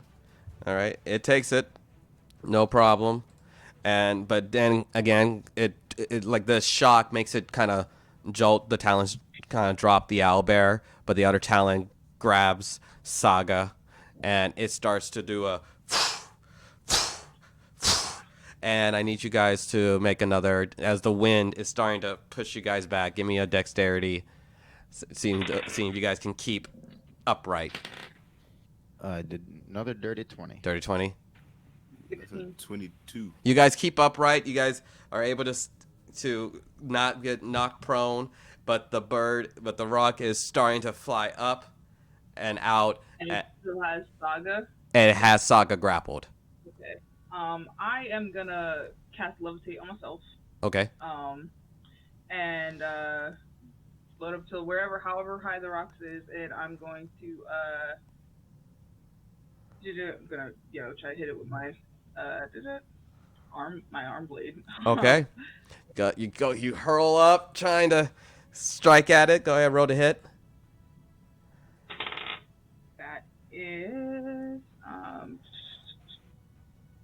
That is that is a 18 to hit. 18 hits. Go ahead and roll damage. All right. Can I also use a key point to make that like a stunning strike as well? Or is that not how that works? Yeah. Totally how that works. Yeah, when you hit with a melee attack, you can spend 1 key point. To Yeah. target stun. Okay. Yeah, that is the way it works. Okay. That's a 15. Is 15? What's your stunning strike DC? That is 14. Okay, so it just passes it. Okay. All right. Well, right. I still do damage. Yeah. Yes. So. Anyway, this is right. And that is a 9 for damage. 9 for damage. Good. Alrighty. And it is going to, on that, it's going to see. Yeah, it maintains its grapple with Saga, and it is going to take its turn to move 120 feet up into the air. I think. Are we engaged in battle with this creature, or we're just like? This is what you guys did in that second that it just kind of came into the combat zone. Yeah. And as it's about to do this movement to do a big gush to go 120 feet up, you guys can. We're gonna. Let me just so I can see you guys as it's about to take its next chunk of the movement to fly up. You guys are gonna roll initiative, and we'll pick it up there next game session as Saga is in. We'll roll initiative when we actually play, as it's 2:00. But Saga will be clenched in this grapple as it's flying away, and that's what we'll pick up. Not next week. We won't be playing next week. It will be the week after that, and we'll see how it works out with Saga in the talon's grip of a massive rock and attempting to fly away, as you have just kind of came at it, hit its talons, and you are doing a slow fall down. And we'll start initiative from that point. And Actually, with levitate, I could maintain it still, so that lasts for like 10 minutes. I don't imagine I was up in the air for. no, you hit, and then as you were coming down. Okay. Like a Jedi. Or like Hook. But like, not like Captain, just like in the movie. And we will pick it up there in 2 weeks, and we'll see how everyone does. Thank you guys so much for listening and staying with us. I will be uploading these episodes on our YouTube, and you can always find my stuff through my link tree, which I will drop in the chat right now. My name is Eric Bell. I go by Bell Comedy. That's my Instagram, that's my Facebook, but that is also my TikTok, where I am most active on. You guys can always find me there. I do a lot. I am the D&D comedy skits, and we're gonna move it on over to Rihanna. What would you like to let the people know what you're doing? You can find me at BeanABeast _ on Twitter, on TikTok, on Instagram. I am pretty active on both TikTok and Twitter. Yeah, come check me out there. And my card has all my other information and the other 2 podcasts I'm on. Awesome. And then bring on down to Sean. I am Kenobi Homie. I stream on Twitch often, or as often as possible. And I have often taken up to TikTok. So yeah, just check me out there. Alrighty. Now, Rich. So you can find me on Twitter and Instagram at RichNeasy. You can also follow my podcast on there, Dev Hell Pod, or Development Hell Podcast, on any sort of podcast downloading system. We talk about movies or entertainment and the sort of bumpy road it takes to get them made. This month, for the past 2 months, we've been doing Go Fast month because we only put out 3 episodes. But so it's been real fun to talk about cars and their involvement in movies. So come check that out. And then on any gaming platform, just Pepper Jack Fan. You can find me, play me on Oculus or PlayStation. Alrighty, and as always, I want to thank my sponsors, StartPlaying.Games. If you guys are looking for a tabletop game that you can just hop in on, go on StartPlaying.Games. You can find a game. If you and your friends always wanted to play D&D, but no one wants to be a DM, you can hire Dungeon Master, Game Master, whichever one you want to call. But you can hire them on. Some of them are free, some of them are small fee. You can find me on there. And is it just D&D on there? no, it's all types of tabletops. They're all over the spectrum, and you can look up your different game masters, and they'll have a list of all the different games that they are experienced in running. And you can hop in on a campaign, you can hop in on a one shot. It's a great source especially if you are interested in playing D&D. It's a great way just to you and a friend just to hop in on a game. And if you like the encounter maps, I almost at this point exclusively use afternoon maps, which I will also drop them in the chat. So for all the game masters out there looking for encounter maps, I really do like their stuff. It's great maps, and plenty of different terrains. We've used them a lot throughout this campaign, so if you like the maps, definitely check them out. And that is the Lomér Games. We'll see you guys in 2 weeks. Thank y'all. Bye. Bye.